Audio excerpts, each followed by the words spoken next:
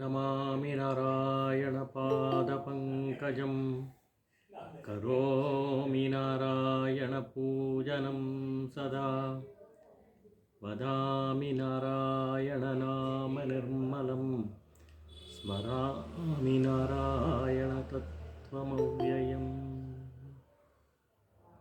ಸಮಸ್ತಜನನೀಂ ವಂದೇ ಚೈತನ್ಯಸ್ತನ್ಯದಾಯಿನೀಂ ಶ್ರೇಯಸೀಂ ಶ್ರೀನಿವಾಸಸ್ಯ கருணாமிவரூபிணீம். மாலைத்தனியே வழிபறிக்க வேணுமென்று கோரிப்பதிவிருந்த கொற்றவனே வேலை அணைத்தருளும் கையாடியேன் வினையை துணித்தருள வேணும் துணிந்து. ಭಗವಂತ ಭಗವತಿಯರ ಪವಿತ್ರವೂ ಮಂಗಳವಾದ ಪಾದಾರವಿಂದಗಳ ಸ್ಮರಣೆಯಲ್ಲಿ ಇವತ್ತಿನ ಪಾಠವನ್ನು ಮುಂದುವರಿಸೋಣ. ಎಲ್ಲ ಭಾಗವತ ಬಂಧುಗಳಿಗೂ ನಮಸ್ಕಾರವನ್ನು ತಿಳಿಸ್ತಾ ಇವತ್ತಿನ ಪಾಠದಲ್ಲಿ ಆಳ್ವಾರಗಳಲ್ಲಿ 12 ಆಳ್ವಾರಗಳಲ್ಲಿ ಕೊನೆಯದಾದ ತಿರುಮಂಗೈ ಆಳ್ವಾರ ಬಗ್ಗೆ ಒಂದು ಪರಿಚಯವನ್ನು ಮಾಡಿಕೊಳ್ಳೋಣ. ಇವರು ಸಂಪ್ರದಾಯದ ಪ್ರಕಾರ ಮಹಾವಿಷ್ಣುವಿನ ಒಂದು ಶಾರ್ಘ ಎಂಬ ಧನುಸ್ಸಿನ ಒಂದು ಅಂಶ ಎಂಬುದಾಗಿ ಹೇಳ್ತಾರೆ. ಅವರ ಒಂದು ಅವತಾರ, ಧನುಸ್ಸಿನ ಒಂದು ಅವತಾರ ಇದಾಗಿ ಇವರು ಕಾರ್ತಿಕ ಮಾಸದಲ್ಲಿ, ಕಾರ್ತಿಕ ಅಂದರೆ ಈಗ ನಡೀತಾ ಇದೆಯಲ್ಲ, ಈ ಕಾರ್ತಿಕ ಮಾಸದಲ್ಲಿ ಕೃತ್ತಿಕಾ ನಕ್ಷತ್ರದಲ್ಲಿ ಜನ್ಮ ತಾಳಿದರು.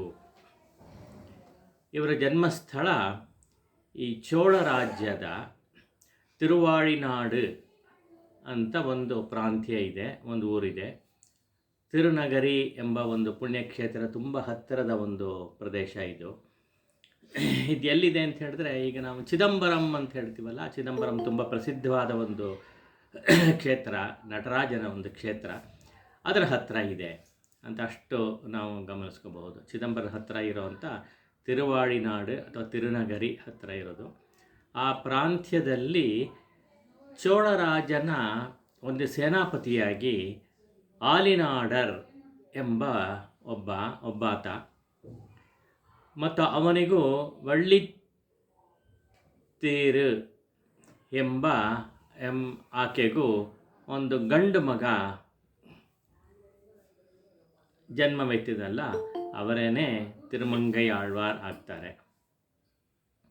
ಈ ಆಲಿನಾಡರ್ ಅನ್ನೋರು ಸೇನಾಪತಿಯಾಗಿ ತುಂಬ ನಿಷ್ಠೆಯಿಂದ ಕೆಲಸ ಮಾಡ್ತಾ ಇದ್ದರು.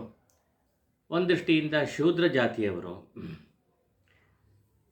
ಅವರ ಮಗ ಹುಟ್ಟಿದಾಗ ಅವ್ರ ಮೈಯೆಲ್ಲ ಪೂರ್ತಿ ನೀಲಿ ವರ್ಣ ಆಗಿತ್ತು. ನೀಲಿ ವರ್ಣ ಇದ್ದಿದ್ದರಿಂದ ಅವನಿಗೆ ನೀಲನ್ ಅಂತಲೇ ಹೆಸರು ಕೊಟ್ಟರು. ಹಾಗಾಗಿ ಇವರನ್ನ ನೀಲನ್ ಅಂತ ಕರೀತಾ ಇದ್ದರು. ಇವನು ಬಹಳ ಬಾಲ್ಯದಿಂದಲೇ ಕುಶಾಗ್ರಮತಿಯಿಂದ ಕೂಡಿದವನಾಗಿದ್ದನು. ಕುಶಾಗ್ರಮತಿ ಅಂತ ಹೇಳಿದ್ರೆ ವಿಶೇಷವಾಗಿ ತಮಿಳು ಮತ್ತು ಸಂಸ್ಕೃತದಲ್ಲಿ ಎರಡರಲ್ಲೂ ಕೂಡ ಪಾಂಡಿತ್ಯ ಇತ್ತು, ಅಪಾರವಾದ ಪಾಂಡಿತ್ಯ ಇತ್ತು. ಅದನ್ನು ಹಾಗೆ ಅಭ್ಯಾಸ ಮಾಡಿಕೊಂಡಿದ್ದ. ಅಷ್ಟೇ ಅಲ್ಲದೆ ಇವರ ತಂದೆ ಸೇನಾಪತಿಯಾಗಿದ್ದರಿಂದ ಒಂದು ತರಹ ಕ್ಷತ್ರಿಯರಿಗೆ ಸಹಜವಾದ ವಿದ್ಯೆ ಅವುಗಳು ಕೂಡ ಇವನಿಗೆ ಬರೋಕ್ಕೆ ಶುರು ಆಯಿತು. ಅಂದರೆ ಉದಾಹರಣೆಗೆ ಕತ್ತಿವರಸೆ, ಆಮೇಲೆ ಕುದುರೆ ಸವಾರಿ ಮತ್ತು ಬಿಲ್ಲು ವಿದ್ಯೆ, ಇವುಗಳೆಲ್ಲ ಚೆನ್ನಾಗಿ ಶಾಸ್ತ್ರಾಭ್ಯಾಸ ಮಾಡಿ ಅದರಲ್ಲೂ ಕೂಡ ಒಂದು ಪ್ರಾವೀಣ್ಯವನ್ನು ಗಳಿಸಿದ್ದ ಹುಡುಗ ನೀಲನ್ ಅನ್ನೋನು.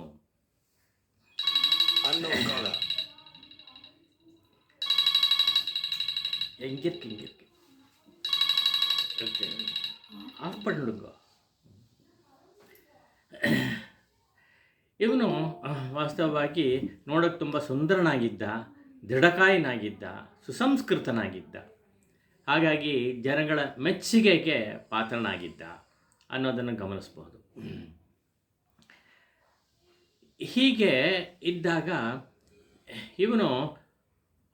ಇವರ ಒಂದು ಇದನ್ನು ಪರಾಕ್ರಮ ಇತ್ಯಾದಿಗಳ ಶೌರ್ಯವನ್ನು ಗಮನಿಸಿದ ರಾಜ ಇವರ ತಂದೆ ವಯಸ್ಸಾದ ಮೇಲೆ ಇವನನ್ನೇ ಸೇನಾಪತಿಯಾಗಿ ಆರಿಸ್ಕೊಂಡ.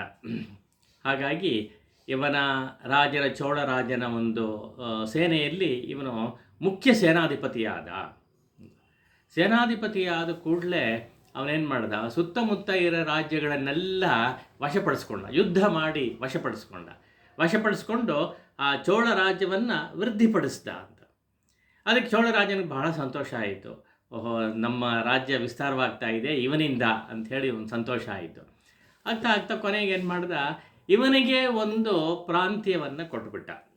ಯಾವುದದು, ತಿರುಮಂಗೈ ಅನ್ನೋ ಒಂದು ಪ್ರಾಂತ್ಯವನ್ನು ಇವನಿಗೆ ಕೊಟ್ಟು ಇವನನ್ನೇ ರಾಜನನ್ನಾಗಿ ಮಾಡ್ದ ಆ ಪ್ರಾಂತ್ಯಕ್ಕೆ ಅಂತ. ಹಾಗಾಗಿ ತಿರುಮಂಗೈಗೆ ರಾಜ ಆದ್ದರಿಂದ ಇವನಿಗೆ ತಿರುಮಂಗೈ ಮನ್ನನ್ ಅನ್ನೋ ಹೆಸರು ಬಂತು. ಮನ್ನನ್ ಅಂತ ಹೇಳಿದ್ರೆ ರಾಜ ಅಂತ ತಮಿಳಲ್ಲಿ. ಹಾಗಾಗಿ ತಿರುಮಂಗೈ ಮನ್ನನ್ ಆದ. ರಾಜನಿಗೆ ಮತ್ತು ಇವನ ವಿಷಯದಲ್ಲಿ ಇವನ ಶೌರ್ಯ ಮತ್ತು ವಿಶೇಷವಾಗಿ ಇವನ ನಿಷ್ಠೆ, ಅದರ ಬಗ್ಗೆ ತುಂಬ ಒಂದು ಮೆಚ್ಚುಗೆ ಇತ್ತು. ಹಾಗಾಗಿ ಇವನ್ನ ರಾಜನಾಗಿ ಮಾಡೋದಕ್ಕೆ ಅದು ಒಂದು ಕಾರಣವಾಯಿತು ಅಂತ. ಹೀಗೆ ಇವನು ತನ್ನ ಕೆಲಸವನ್ನು ರಾಜನಾಗಿ ಪ್ರಜೆಗಳನ್ನು ಚೆನ್ನಾಗಿ ನೋಡ್ಕೊಳ್ಳೋದು ಇತ್ಯಾದಿ ಕೆಲಸಗಳನ್ನು ಚೆನ್ನಾಗಿ ಮಾಡ್ತಾ ಇದ್ದ, ನಿಷ್ಠೆಯಿಂದ ಮಾಡ್ತಾ ಇದ್ದ. ಮಾಡಿ ಸಕಾಲದಲ್ಲಿ ಕಪ್ಪ ಕಾಣಿಕೆಗಳನ್ನು ಕೊಡೋದು ಇತ್ಯಾದಿಗಳನ್ನು ನೆರವೇರಿಸ್ತಾ ಇದ್ದ. ಇದು ಒಂದು ಕಡೆ ಇರುವಾಗ ಈ ತಿರುಮಂಗೈ ಅನ್ನೋ ಊರಿಗೆ ರಾಜನಾಗಿದ್ದಲ್ಲ ಇವನು, ಆ ಊರಿನಲ್ಲಿ ಒಂದು ಸರೋವರ ಇತ್ತು, ಸುಂದರವಾದ ಸರೋವರ, ಕಮಲ ಪುಷ್ಪಗಳು ಬೆಳೀತಾ ಇರುವಂಥ ಒಂದು ಸರೋವರವಾಗಿತ್ತು. ಅದು ಆ ಉದ್ಯಾನವನದಲ್ಲಿ ಮಧ್ಯದಲ್ಲಿತ್ತು. ಅದೇ ಕೂಡ ಪ್ರಕೃತಿ ಸೌಂದರ್ಯದಿಂದ ಕೂಡಿತ್ತು. ಅದರಿಂದ ತುಂಬ ಸುಂದರವಾದ ಒಂದು ವನವಾಗಿತ್ತು. ಆ ವನದಲ್ಲಿ ಒಂದು ದಿವಸ ಒಬ್ಬ ಸ್ತ್ರೀ, ಸುಂದರವಾದ ಸ್ತ್ರೀ ಕಾಣಿಸ್ಕೊಂಡ್ಳು. ಆ ಸುಂದರವಾದ ಸ್ತ್ರೀ ಒಬ್ಬಳಿದ್ಲು. ಆ ಸಮಯಕ್ಕೆ ಅಲ್ಲಿ ಒಬ್ಬ ಊರಿನಲ್ಲಿದ್ದಂಥ ಒಬ್ಬ ಭಾಗವತ ಅಂದರೆ ವಿಷ್ಣು ಭಕ್ತ ಮತ್ತು ಪಂಡಿತನೂ ಆಗಿದ್ದ ಅವನು. ಪಂಡಿತ ಅಂತ ಹೇಳಿದ್ರೆ ಈ ವೈದ್ಯ, ಆಯುರ್ವೇದ ಪಂಡಿತ ಅಂತ ಹೇಳಲ್ವ ನಾವು, ಹಾಗೆ ವೈದ್ಯನಾದಂಥ ಒಬ್ಬ ಪುರುಷ ಅಲ್ಲಿ ಬಂದಾಗ ಇವಳು ತಕ್ಷಣ ಅವನ ಹತ್ರ ಹೋಗಿ ತನ್ನ ಒಂದು ಕಷ್ಟಗಳನ್ನು ಹೇಳ್ಕೊಂಡ್ಳು. ನಾನು ಒಬ್ಬಳೇ ಆಗಿಬಿಟ್ಟಿದ್ದೀನಿ, ನನ್ನ ಸಖಿಯರೆಲ್ಲ ನನಗೆ ಬಿಟ್ಟು ಹೋಗ್ಬಿಟ್ಟಿದ್ದಾರೆ, ಏಕಾಂತನಾಗಿದ್ದೀನಿ, ಅದನ್ನ ನನಗೆ ರಕ್ಷಣೆಯನ್ನು ಕೊಡಬೇಕು ತಾವು ಅಂತ ಪ್ರಾರ್ಥನೆ ಮಾಡಿಕೊಂಡ್ಳು ಅವನ್ನ. ಅವಳು ಯಾರು ಅಂತ ಹೇಳಿದ್ರೆ ವಾಸ್ತವವಾಗಿ ಕಾಮಧೇನು ಅಂತ ಒಂದು ಹಸು ನಾವು ಹೇಳ್ತೀವಲ್ಲ, ಕಾಮಧೇನು, ಅದರ ಪುತ್ರಿಯಾಗಿರುವಂಥ ನಂದಿನಿಯ ಒಂದು ಅಂಶವಾಗಿ ಇವಳು ಹುಟ್ಟಿದಳು. ಒಂದು ಶಾಪದಿಂದ ಹುಟ್ಟಿದಾಳೆ. ವಾಸ್ತವವಾಗಿ ಇವಳು ಅಪ್ಸರ ಸ್ತ್ರೀ ಒಂದು ಶಾಪದಿಂದ ಹೀಗೆ ಹುಟ್ಟಿದಾಳೆ ಅಂತ ಕಥೆ ಹೇಳ್ತಾರೆ. ಯಾವ ಶಾಪ, ಯಾತಕ್ಕೋಸ್ಕರ ಶಾಪ ಬಂತು ಅಂತ ಹೇಳಿದ್ರೆ ಪುರಾಣಗಳಲ್ಲಿ ಒಂದು ಕಥೆ ಬರುತ್ತೆ, ಆ ಲಿಂಕನ್ನು ತಗೋತಾರೆ. ಅದನ್ನು ಸ್ವಲ್ಪ ಗಮನಿಸ್ಬೇಡ. ಏನಾಗುತ್ತೆ ಅಂತ ಹೇಳಿದ್ರೆ, ಒಂದು ಈ ತರಹ ಸರೋವರ ಇದ್ದಾಗ ಇಂಥ ಒಂದು ಸರೋವರದಲ್ಲಿ ರಾತ್ರಿ ಹೊತ್ತು ಅಪ್ಸರ ಸ್ತ್ರೀಗಳೆಲ್ಲ ದೇವಲೋಕದಿಂದ ಬಂದು ಸ್ನಾನ ಮಾಡ್ತಾರಂತೆ. ಸ್ನಾನ ಮಾಡಿ ಅವರು ಸೂರ್ಯೋದಯ ಆಗೋದ್ರೊಳಗೆ ವಾಪಸ್ ಹಿಂದಿರುಗಿಬಿಡಬೇಕು ತಮ್ಮ ಇದಕ್ಕೆ. ಅಂದರೆ ದೇವಲೋಕದಿಂದ ಭೂಲೋಕಕ್ಕೆ ಬಂದು ಈ ಸರೋವರದಲ್ಲಿ ಸ್ನಾನ ಮಾಡಿ, ದಿವ್ಯವಾದ ಸರೋವರದ ಸ್ನಾನ ಮಾಡಿ ಮತ್ತೆ ವಾಪಸ್ ಹೊರಟೋಗ್ಬೇಕು. ಅಕಸ್ಮಾತ್ ಏನಾದರೂ ಸೂರ್ಯೋದಯ ಸಮಯದಲ್ಲಿ ವಾಪಸ್ ಹೋಗದೇ ಇದ್ದರೆ ಅವರು ಇಲ್ಲೇ ಉಳ್ಕೊಂಡ್ಬಿಡ್ತಾರೆ. ಮನುಷ್ಯ ಶರೀರ ಇದ್ಬಿಡುತ್ತೆ ಅವರಿಗೆ. ಮನುಷ್ಯ ಶರೀರದಲ್ಲೇ ಅವರು ಕೊನೆಯವರೆಗೂ ಇಲ್ಲೇ ಇರಬೇಕಾಗತ್ತೆ ಅನ್ನೋ ಒಂದು ಪರಿಸ್ಥಿತಿ, ಇದೊಂದು ನಿಯಮ, ಅದ್ರ ಪ್ರಕಾರ ಆಗುತ್ತೆ. ಅದಕ್ಕೋಸ್ಕರ ಅವರೇನು ಮಾಡ್ತಾರೆ, ಸ್ನಾನ ಮಾಡಿ ಬೇಗ ಹೊರಟೋಗ್ತಾರೆ, ಸೂರ್ಯೋದಯಕ್ಕೆ ಮುಂಚೆನೇ ಹೊರಟ್ಬಿಡ್ತಾರೆ. ಹೀಗಿರೋ ಸಂದರ್ಭದಲ್ಲಿ ಒಂದು ದಿವಸ ಏನಾಯಿತು, ಈ ಅಪ್ಸರ ಸ್ತ್ರೀಯೆಲ್ಲ ಸ್ನಾನ ಮಾಡ್ತಾ ಇರುವಾಗ ಅವರೆಲ್ಲ ಸಕಾಲಕ್ಕೆ ಹೊರಟ್ಬಿಟ್ರು ವಾಪಸ್ಸು. ಒಬ್ಬಳು ಮಾತ್ರ ಅಲ್ಲೇ ಇದ್ಲು, ಆ ಕಮಲ ಪುಷ್ಪಗಳು ಅವೆಲ್ಲ ನೋಡ್ತಾ ನಿಂತಿದ್ಲು.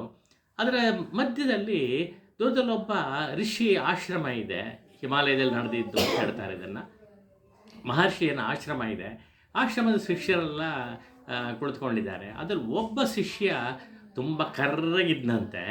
ಒಂಥರ ಅವನು ನೋಡಿಬಿಟ್ಟು ಇವಳು ಸುಂದರ ಸ್ತ್ರೀ, ಇವಳು ಆ ಕರ್ರಗಿರೋ ಶಿಷ್ಯನ ನೋಡಿಬಿಟ್ಟು ಒಂಥರ ತಮಾಷೆ ಮಾಡೋಕ್ಕೋಸ್ಕರ ಅವಳು ನೋಡಿ ತುಂಬ ಜೋರಾಗಿ ನಕ್ಬಿಟ್ಲಂತೆ.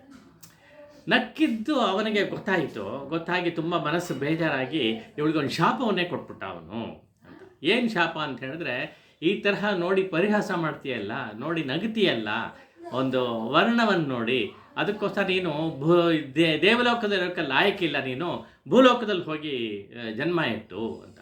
ಭೂಲೋಕದಲ್ಲಿ ಜನ್ಮ ಎತ್ತೋದು ಅಷ್ಟೇ ಅಲ್ಲ, ಭೂಲೋಕಲ್ಲಿ ಜನ್ಮ ಎತ್ತಿ ಒಬ್ಬ ಶೂದ್ರನಿಗೆ ಇದು ಪತ್ನಿ ಆಗು ನೀನು ಅಂತ ಬೇರೆ ಶಾಪ ಕೊಟ್ಬಿಟ್ಟಿದ್ದಾನೆ. ಇವಳಿಗೆ ಭಾಳ ಬೇಸರ ಆಗೋದು, ಅಯ್ಯೋ ತಪ್ಪಾಯಿತು ನಾನು ಮಾಡಿದ್ದು ಅಂಥೇಳಿ ಆಮೇಲೆ ಪಶ್ಚಾತ್ತಾಪ ಉಂಟಾಯ್ತು. ಪಶ್ಚಾತ್ತಾಪ ಅಂದರೆ ಆಮೇಲೆ ಉಂಟಾಗೋದು ಅಂತಾನೆ, ಪಶ್ಚಾತ್ತಾಪ, ಆ ತಾಪ ಅನ್ನೋದು ಆಮೇಲೆ ಉಂಟಾಗುತ್ತಲ್ಲ, ಅದಕ್ಕೆ ಪಶ್ಚಾತ್ತಾಪ ಅಂತ ಹೆಸರು ಅಂತ ಉಂಟಾಯಿತು. ಅದಕ್ಕೋಸ್ಕರ ಏನು ಪರಿಹಾರ ಅಂತ ಹೋಗಿ ಆ ಗುರುಗಳನ್ನು ಪ್ರಾರ್ಥನೆ ಮಾಡ್ಕೋತಾಳೆ. ಆವಾಗ ಅವ್ರು ಹೇಳಿದಂತೆ, ಇಲ್ಲ ಶಾಪ ಅನುಭವಿಸ್ಲೇಬೇಕು, ಅದಕ್ಕೇನು ಮಾಡೋಕ್ಕಾಗಲ್ಲ, ಆದರೆ ಇದಕ್ಕೆ ಪರಿಹಾರ ಒಂದಿದೆ, ನೀನು ಭೂಮಿಯಲ್ಲೇ ವಾಸ ಮಾಡಬೇಕು. ವಾಸ ಮಾಡ್ತಾ ಇರುವಾಗ ಒಬ್ಬ ಒಬ್ಬ ವ್ಯಕ್ತಿ ಸಿಗ್ತಾನೆ ನಿನಗೆ, ಶೂದ್ರನಾದವನು. ಆದರೆ ಅವನನ್ನು ಹೇಗಾದರೂ ಮಾಡಿ ನೀನು ಭಗವದ್ಭಕ್ತನಾಗಿ ಮಾಡಿಸ್ಬೇಕು, ಶ್ರೀವೈಷ್ಣವನಾಗಿ ಮಾಡಬೇಕು. ಮಾಡಿ ಪರಿವರ್ತನೆ ಮಾಡಿದ್ರೆ ಆವಾಗ ನಿನಗೆ ಈ ಶಾಪ ವಿಮೋಚನೆ ಆಗುತ್ತೆ, ಇನ್ನು ಮತ್ತೆ ಸ್ವರ್ಗಲೋಕಕ್ಕೆ ಬಂದುಬಿಡಬಹುದು ಎಂಬುದಾಗಿ ಒಂದು ಸೂಚನೆಯನ್ನು ಕೊಟ್ಟರು. ಅದನ್ನೇನೋ ಮನಸ್ಸಲ್ಲಿ ಇಟ್ಕೊಂಡಿದ್ಲು. ಅಂಥ ಒಂದು ಅಪ್ಸರ ಸ್ತ್ರೀಯೇನೇ ಈಗ ಈ ಸರೋವರದಲ್ಲಿ ಕಾಣಿಸ್ಕೋತಾ ಇದ್ದಾಳೆ. ಕಾಣಿಸ್ಕೊಂಡು ಆ ವೈದ್ಯರು ಅಂತ ಹೇಳಿದ್ನಲ್ಲ, ಆ ವೈದ್ಯರನ್ನು ಶರಣ ಹೊಂದ್ತಾಳೆ. ನಾನು ಕಾಪಾಡಬೇಕು, ನಾನು ಒಬ್ಬಳೇ ಆಗಿಬಿಟ್ಟಿದ್ದೀನಿ ಇಲ್ಲಿ ಅಂತ. ಬಾಕಿ ಉಳಿದವರೆಲ್ಲ ಹೊರಟುಬಿಟ್ಟಿದ್ದಾರಲ್ಲ ಹಾಗೆ. ಆವಾಗ ಅವರು ಕೂಡ ಒಂದು ಕರುಣೆಯಿಂದ, ಅವ್ರಿಗೆ ಮಕ್ಕಳಿರಲಿಲ್ಲ, ಅದರಿಂದ ಇಂಥ ಒಂದು ಸುಂದರ ಸ್ತ್ರೀ ಸಿಕ್ಕಿರೋದ್ರಿಂದ ನಾವು ಮಗಳಂತೆ ಕಾಪಾಡೋಣ ಇವಳನ್ನು ಅಂಥೇಳಿ ಮನೆ ಕರ್ಕೊಂಡೋಗಿ ತಮ್ಮ ಪತ್ನಿಗೆ ಹೇಳಿಬಿಟ್ಟು ಇವಳನ್ನು ನಮ್ಮ ಮಗಳಂತೆ ನೋಡ್ಕೊಳ್ಳೋಣ, ಇವಳಿಗೇನು ಬೇಕೋ ಎಲ್ಲ ಮಾಡಿಕೊಡು ಅಂಥೇಳಿ ಇದು ಮಾಡ್ತಾರೆ.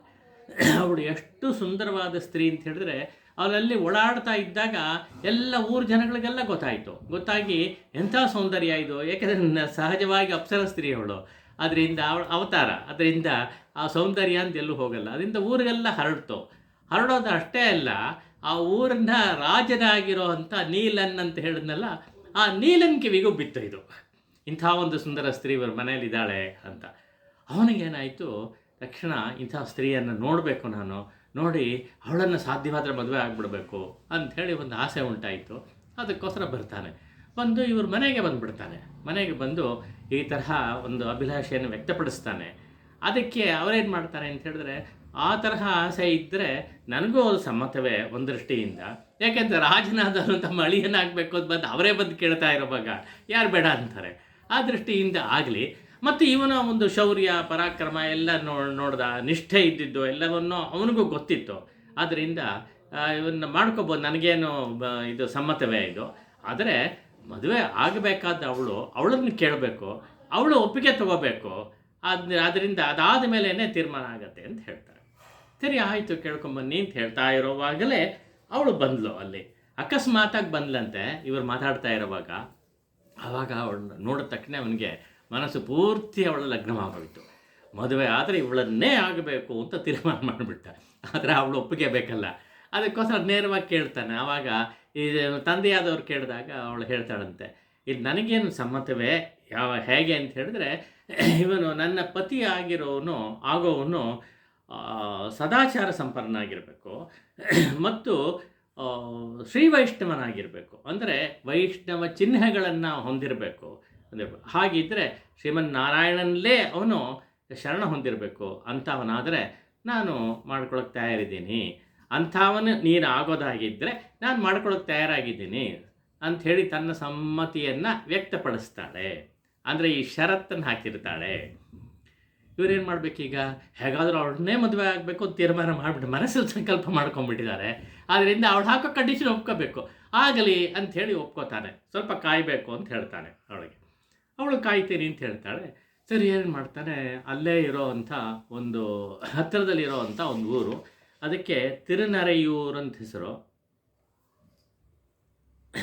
ಆ ತಿರುನರೆಯೂರು ಹತ್ತಿರ ಒಂದು ನಾಚಿಯಾರ್ ಕೋವಿಲ್ ಅಂತಿದೆ, ಅಲ್ಲಿ ಶ್ರೀನಿವಾಸ ಪೆರುಮಾಳು.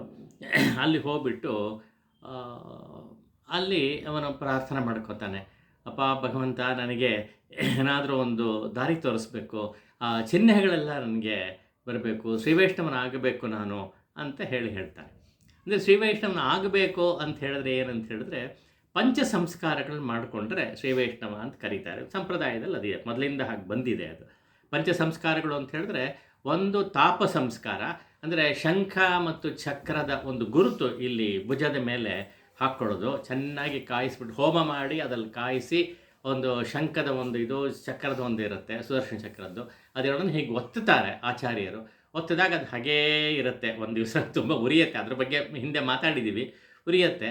ಆದರೆ ಒಂದು ಆ ಮುದ್ರೆ ಭಗವಂತನಿಗೆ ಮಹಾವಿಷ್ಣುವಿಗೆ ಹೇಗೆ ಶಂಖಚಕ್ರಗಳು ಕೈಯಲ್ಲಿರುತ್ತೋ ಅವನು ಧರಿಸ್ಕೊಂಡಿದ್ದಾನೋ ಅದರ ಸ್ಮರಣೆಗಾಗಿ ನಾವು ಇಲ್ಲಿ ಒಂದು ಒತ್ಕೋತೀವಿ ಅನ್ನೋದು ಇರುತ್ತೆ. ಆ ತರಹ ಒತ್ತುವಿಕೆ ಅಂತ ಒಂದು, ಇದನ್ನು ತಾಪ ಸಂಸ್ಕಾರ ಅಂತ ಹೇಳ್ತಾರೆ. ಮತ್ತು ಊರ್ಧ್ವ ಪುಂಡ್ರಗಳು 12 ದ್ವಾದಶೋರ್ಧ್ವ ಪುಂಡ್ರಗಳು ಅದನ್ನು ನೋಡಿವಲ್ಲ, ಆ ತರಹ ಹಾಕ್ಕೊಳ್ಳೋದು ಪುಂಡ್ರ ಸಂಸ್ಕಾರ ಅಂಥದ್ದು. ಇನ್ನೊಂದು ನಾಮ ಸಂಸ್ಕಾರ, ಭಗವಂತನ ದಾಸನಾಮವನ್ನು ಅವತ್ತಿಂದ ಇಟ್ಕೊಳ್ಳೋದು ಅಂತ ಒಂದು ದಾಸನಾಮ. ಆಮೇಲೆ ಮಂತ್ರದ ಉಪದೇಶ ಆಗಬೇಕು ಅಂತ ಅವತ್ತಿನ ದಿವಸ ಆಗತ್ತೆ. ಈ ಪಂಚ ಸಂಸ್ಕಾರ ಮಾಡುವಾಗ ಮಂತ್ರೋಪದೇಶ ಅಂತ ಹೇಳಿದ್ರೆ ಅಷ್ಟಾಕ್ಷರ ಮಂತ್ರ, ಓಂ ನಮೋ ನಾರಾಯಣಾಯ ಅನ್ನೋ ಅಷ್ಟಾಕ್ಷರ ಮಂತ್ರ, ಮತ್ತು ಅಥವಾ ದ್ವಯ ಮಂತ್ರ ಅಂತ ಹೇಳ್ತಾರೆ. ಶ್ರೀಮನ್ನಾರಾಯಣ ಚರಣೋ ಶರಣಂ ಪ್ರಪದ್ಯೆ ಶ್ರೀಮತೆ ನಾರಾಯಣಾಯ ನಮಃ, ದ್ವಯ ಮಂತ್ರ ಒಂದು, ಅದರ ಉಪದೇಶ ಆಗಬೇಕು. ಆಮೇಲೆ ಅದನ್ನು ನಿತ್ಯವೂ ಕೂಡ ಪುನಶ್ಚರಣ ಮಾಡಬೇಕು ಎಂಬುದಾಗಿ. ಮತ್ತು 5ನೇದಾಗಿ ಯಾಗ ಅಂತ ಹೇಳಿದ್ರೆ ಆರಾಧನೆ ಮಾಡೋದು, ಭಗವದ್ ಆರಾಧನೆ ನಿತ್ಯವೂ ಕೂಡ ಮಾಡುವಂಥದ್ದು. ಅದಕ್ಕೆ ಅಧಿಕಾರ ಸಂಪತ್ತು ಅವತ್ತು ಸಿಕ್ಕತ್ತೆ ಅವನಿಗೆ ಅಂತ. ಇಷ್ಟನ್ನು ಈ ಪಂಚ ಅಂಗಗಳಿಂದ ಕೂಡಿದಂಥ ಒಂದು ಇದನ್ನು ಮಾಡಿಕೊಂಡ್ರೆ, ಸಂಸ್ಕಾರವನ್ನು ಮಾಡಿಸ್ಕೊಂಡ್ರೆ ಆವಾಗ ಅದಕ್ಕೆ ಅಯ್ಯಂಗಾರ ಆಗ್ತಾನೆ ಅವನು ಅಂತ. ಈಗ ಅಯ್ಯಂಗಾರ ಅಂತ ಹೇಳ್ತಾರಲ್ಲ, ಅಯ್ಯಂಗಾರ್ ಅಂತ ಹೇಳ್ತೀವಲ್ಲ, ಅದು ವಾಸ್ತವವಾಗಿ ಅಯ್ಯಂಗಾರ್ ಅಂತ. 5 ಅಂಗಗಳಿಂದ ಕೂಡಿದವನು ಅಂತ. 5 ಅಂಗಗಳು ಯಾವುದು ಅಂತ ಹೇಳಿದ್ರೆ ತಾಪ, ಈಗ ಹೇಳಿದ್ನಲ್ಲ, ತಾಪ, ಪುಂಡ್ರ, ನಾಮ, ಮಂತ್ರ ಮತ್ತು ಯಾಗ, ಈ 5 ಅಂಗಗಳಿಂದ ಕೂಡಿದ್ದು. ಇದನ್ನು ಮಾಡಿಸ್ಕೊಂಡಾಗ ಇವನು ಅಯ್ಯಂಗಾರ್ ಅಥವಾ ಶ್ರೀ ವೈಷ್ಣವ ಆಗ್ತಾನೆ ಅಂತ. ಹಾಗೆ ಆಗಬೇಕು ಅಂಥೇಳಿ ಆ ಭಗವಂತನ ಪ್ರಾರ್ಥನೆ ಮಾಡ್ಕೋತಾನಂತೆ ಇವನು. ಯಾಕೆಂದರೆ ಮದುವೆ ಆಗಿಬಿಡ್ಬೇಕು ಅಂತ ಒಂದಿದೆಯಲ್ಲ, ಅವಳು ಹಾಕಿರೋ ಕಂಡೀಷನ್ಗೋಸ್ಕರ ಇವನು ಮಾಡ್ತಿರೋದು. ಆದರೂ ಕೂಡ ಅದು ಮಾಡಿದಾಗ ಮುಂದೆ ಅದು ಹಾಗೆ ಸಂಸ್ಕಾರ ಬೆಳ್ಕೊಳ್ಳುತ್ತೆ ಅಂತ. ಹಾಗೆ ಮಾಡಿದಾಗ ಇಲ್ಲಿ ಕಥೆ 2 ತರಹ ಇದೆ. ಅಲ್ಲಿ ಇರೋವಂಥ ಗುರುವನ್ನು ಆಶ್ರಯಿಸಿದ ಅವರು ಈ ಪಂಚ ಸಂಸ್ಕಾರವನ್ನು ಮಾಡಿದ್ರು ಅಂತ ಒಂದು ಕಥೆ ಹೇಳ್ತಾರೆ. ಇನ್ನೊಂದು ಭಗವಂತನ್ನೇ ಆಶ್ರಯಿಸಿ ನೀನೇ ಮಾಡಬೇಕಪ್ಪ ಅಂಥೇಳಿ ಪ್ರಾರ್ಥನೆ ಮಾಡಿಕೊಂಡಾಗ ಸಾಕ್ಷಾತ್ ಶ್ರೀನಿವಾಸ ದೇವರೇ, ಆ ದೇವಸ್ಥಾನದ ಶ್ರೀನಿವಾಸ ದೇವರೇ ಬಂದು ಪಂಚ ಸಂಸ್ಕಾರವನ್ನು ಮಾಡಿಸಿದ್ರು ಅಂಥೇಳಿ ಇನ್ನೊಂದು ಕಥೆ ಇದೆ. ಹೇಗಾದರೂ ಆಗಲಿ ಒಟ್ಟಿನಲ್ಲಿ ಮಾಡಿಸ್ಕೊಂಡು ಬರ್ತಾನೆ. ಬಂದುಬಿಟ್ಟು ಕೇಳ್ತಾನಂತೆ ನನಗೆ ಆಗಿದೆ ಅಂತ. ಅವಳು ನೋಡ್ತಾಳೆ, ಸರಿ ಆಯಿತು ಅಂಥೇಳಿ. ಅವಳ ಹೆಸರು ಈಗ ಸರೋವರದಲ್ಲಿ ಸಿಕ್ಕಿದ್ದರಿಂದ, ಕುಮುದ ಪುಷ್ಪಗಳಿರುವಂಥ ಸರೋವರದಲ್ಲಿ ಸಿಕ್ಕಿದ್ದರಿಂದ ಅವಳಿಗೆ ಕುಮುದವಲ್ಲಿ ಅಂತ ಹೆಸರು ಕೊಟ್ಟಿದ್ದಾನೆ ಇದು ವೈದ್ಯರು. ಹಾಗಾಗಿ ಕುಮುದವಲ್ಲಿಯನ್ನು ಕೇಳಿದಾಗ ಅವಳು ಆಯಿತು ಅಂಥೇಳಿ ಒಪ್ಪುತ್ತಾಳೆ ಅಂತ ಒಂದು ತರಹ ಕಥೆ ಇದೆ. ಒಪ್ಕೊಂಡು ಮದುವೆ ಆಗ್ತಾಳೆ ಅಂತ. ಆದರೆ ಮತ್ತೊಂದು ಷರತ್ತನ್ನು ಹಾಕ್ತಾಳೆ. ಅದು ತುಂಬ ಕಠಿಣವಾದ ಷರತ್ತು. ಆದರೂ ಅದು ಆಗಲೇಬೇಕು ಅಂತ ಅವಳು ಹೇಳ್ತಾಳೆ. ಯಾಕೆಂದರೆ ಅವಳ ಶಾಪ ಇರೋದು ಹಾಗೆ. ಆವಾಗಲೇ ಹೇಳಿದ್ವಲ್ಲ, ಇವನು ಪೂರ್ಣವಾಗಿ ಶ್ರೀ ವೈಷ್ಣವನ ಆಗಬೇಕು, ನಾರಾಯಣನ ಶರಣ ಹೊಂದಬೇಕು ಅಂಥೇಳಿ ಆಗಬೇಕಾದ್ರೆ ಇದೊಂದು ಕೆಲಸ ಆಗಬೇಕು ಅಂಥೇಳಿ 2ನೇ ಷರತ್ತು ಹಾಕ್ತಾಳೆ. ಏನಪ್ಪ ಅದು ಅಂತ ಹೇಳಿದ್ರೆ, ಕಠಿಣವಾದ ಏನಪ್ಪ ಅಂತ ಹೇಳಿದ್ರೆ 1008 ಜನ ಶ್ರೀ ವೈಷ್ಣವರಿಗೆ ಅಂದರೆ ಭಾಗವತರಿಗೆ ನಿತ್ಯವೂ ಕೂಡ ನೀನು ತದಿಯಾರಾಧನೆ ಮಾಡಿಸ್ಬೇಕು. ತದಿಯಾರಾಧನೆ ಅಂತ ಹೇಳಿದ್ರೆ ಭೋಜನ ಮಾಡಿಸ್ಬೇಕು, ಅನ್ನದಾನ ಮಾಡಬೇಕು, ಅನ್ನ ಸಂತರ್ಪಣೆ ಮಾಡಬೇಕು. 1008 ಜನ ಪ್ರತಿನಿತ್ಯವೂ 1 ವರ್ಷ ಕಾಲ ಮಾಡಿದ್ರೆ ನೀನು ಒಪ್ಕೋತೀನಿ ನಾನು ಅಂತ. ಇದೆಂಥ ಷರತ್ತಪ್ಪ ಇದು ಅಂತ ಅವರಿಗೆ ಇದಾಗತ್ತೆ. ಆದರೂ ಹೇಗಾದರೂ ಅವಳು ಮದುವೆ ಆಗಲೇಬೇಕು ಅಂತಿರೋದ್ರಿಂದ ಅದಕ್ಕೂ ಒಪ್ಕೋತಾನೆ, ಮಾಡ್ತೀನಿ ಅಂತ ಹೇಳ್ತಾರೆ. ಅಂದರೆ ಕಥೆಯಲ್ಲಿ 2 ತರಹ ಅಂತ ಹೇಳಿದ್ನಲ್ಲ, ಈ 1 ವರ್ಷ ಆದಮೇಲೆ ಅವನನ್ನು ಮದುವೆ ಆಗ್ತೀನಿ, ಇದು ಪೂರ್ತಿ ಮಾಡಿದ ಮೇಲೆ ಅಂತ ಒಂದು ಕಥೆ ಇದೆ. ಇನ್ನೊಂದು ಒಂದು ಷರತ್ತು, ಶ್ರೀ ವೈಷ್ಣವ ಆದಮೇಲೆ, ಪಂಚ ಸಂಸ್ಕಾರ ಆದಮೇಲೆ ಮದುವೆ ಮಾಡ್ಕೊಂಡ್ಬಿಡ್ತಾಳೆ ಅವಳು. ಆಮೇಲೆ ಈ ಕಂಡೀಷನ್ ಪೂರೈಸಬೇಕು ಅನ್ನೋ ಕಂಡೀಷನ್ ಹಾಕ್ತಾಳೆ. ಅವನು ಒಪ್ತಾನೆ ಮಾಡ್ತೀನಿ ಅಂತ. ಹೇಗಿದ್ರು ಮದುವೆ ಆಗುತ್ತಲ್ಲ ಬಿಟ್ಬಿಡೋಣ ಅಂತ ಆ ಥರ ಎಲ್ಲ ಹೇಳಲ್ಲ, ಅವನು ಒಪ್ಕೋತಾನೆ ಅನ್ನೋದು ಒಂದು ಕಥೆ ಇದೆ. ಹೇಗಾದರೂ ಇರಲಿ, ಒಟ್ಟಿನಲ್ಲಿ 2ನೇ ಷರತ್ತು ಇದನ್ನು ಪೂರ್ತಿ ಮಾಡ್ತೀನಿ ಅಂಥೇಳಿ ಒಪ್ಕೋತಾನೆ ಅವನು. ಅದಕ್ಕೋಸ್ಕರ ಅವನೇನು ಮಾಡ್ತಾನೆ, ಆ ಊರಲ್ಲಿ ತಿರುನರೈಯೂರು ಅಂತ ಹೇಳಿದ್ವಲ್ಲ, ತಿರುನರೈಯೂರು ಅನ್ನೋದು ಈ ತಂಜಾವೂರಿಂದ ಮೈಲಾಡುತುರೈ ಅಂತ ಒಂದು ಊರಿದೆ, ಚಿದಂಬರಕ್ಕೆ ಹೋಗೋ ದಾರಿಯಲ್ಲಿ. ಅಲ್ಲಿ ಅದರ ಮಧ್ಯದಲ್ಲಿ ಒಂದು ಊರು ಬರುತ್ತೆ. ಆ ಊರನ್ನು ತಿರುನರೈಯೂರು ಅಂತ ಕರೀತಾರೆ. ಅದು ಒಂದು ಶ್ರೀ ಕ್ಷೇತ್ರವಾಗುತ್ತೆ, ಪುಣ್ಯಕ್ಷೇತ್ರವಾಗುತ್ತೆ. 108 ದಿವ್ಯ ದೇಶಗಳಲ್ಲಿ ಅದು ಕೂಡ ಒಂದಾಗಿದೆ. ಅನ್ನೋದನ್ನು. ಅಲ್ಲಿ ಒಂದು ಮಂಟಪವನ್ನು ಇವನು ತಯಾರು ಮಾಡ್ತಾನೆ. ಇವನು ರಾಜನಾಗೂ ಇರ್ತಾನಲ್ಲ, ಮಂಟಪವನ್ನು ತಯಾರು ಮಾಡ್ತಾನೆ. ತಯಾರು ಮಾಡಿ 1008 ಶ್ರೀವೈಷ್ಣವರುಗಳಿಗೆ ಭೋಜನ ವ್ಯವಸ್ಥೆ ಮಾಡಬೇಕು, ಅನ್ನದಾನ ಮಾಡಬೇಕು ಅಂತ ಹೇಳಿದ್ರೆ ಎಷ್ಟು ದುಡ್ಡು ಬೇಕೋ ಅದು ಸಾಮಾನ್ಯವಾದ ವಿಷಯ ಅಲ್ಲ. ಅದನ್ನು ಮಾಡ್ತೀನಿ ಅಂತ ಒಪ್ಕೊಂಡ್ಬಿಟ್ಟಿದ್ದಾನೆ, ಅದರಿಂದ ಮಾಡಲೇಬೇಕು, ಮಾಡ್ತೀನಿ ಅಂತೆ. ಈ ದುಡ್ಡು ಎಲ್ಲಿ ಬರುತ್ತೆ ಅಂತ ಹೇಳಿ ರಾಜನಾಗಿರೋದ್ರಿಂದ ಇವನು ಬೊಕ್ಕಸ ಏನಿದೆ ಅದೆಲ್ಲ ಯೂಸ್ ಮಾಡ್ಕೋತಾನೆ. ಯೂಸ್ ಮಾಡಿಕೊಂಡು ಅದನ್ನು ಸಂತರ್ಪಣೆ ಮಾಡೋಕ್ಕೆ ಶುರು ಮಾಡ್ತಾರೆ.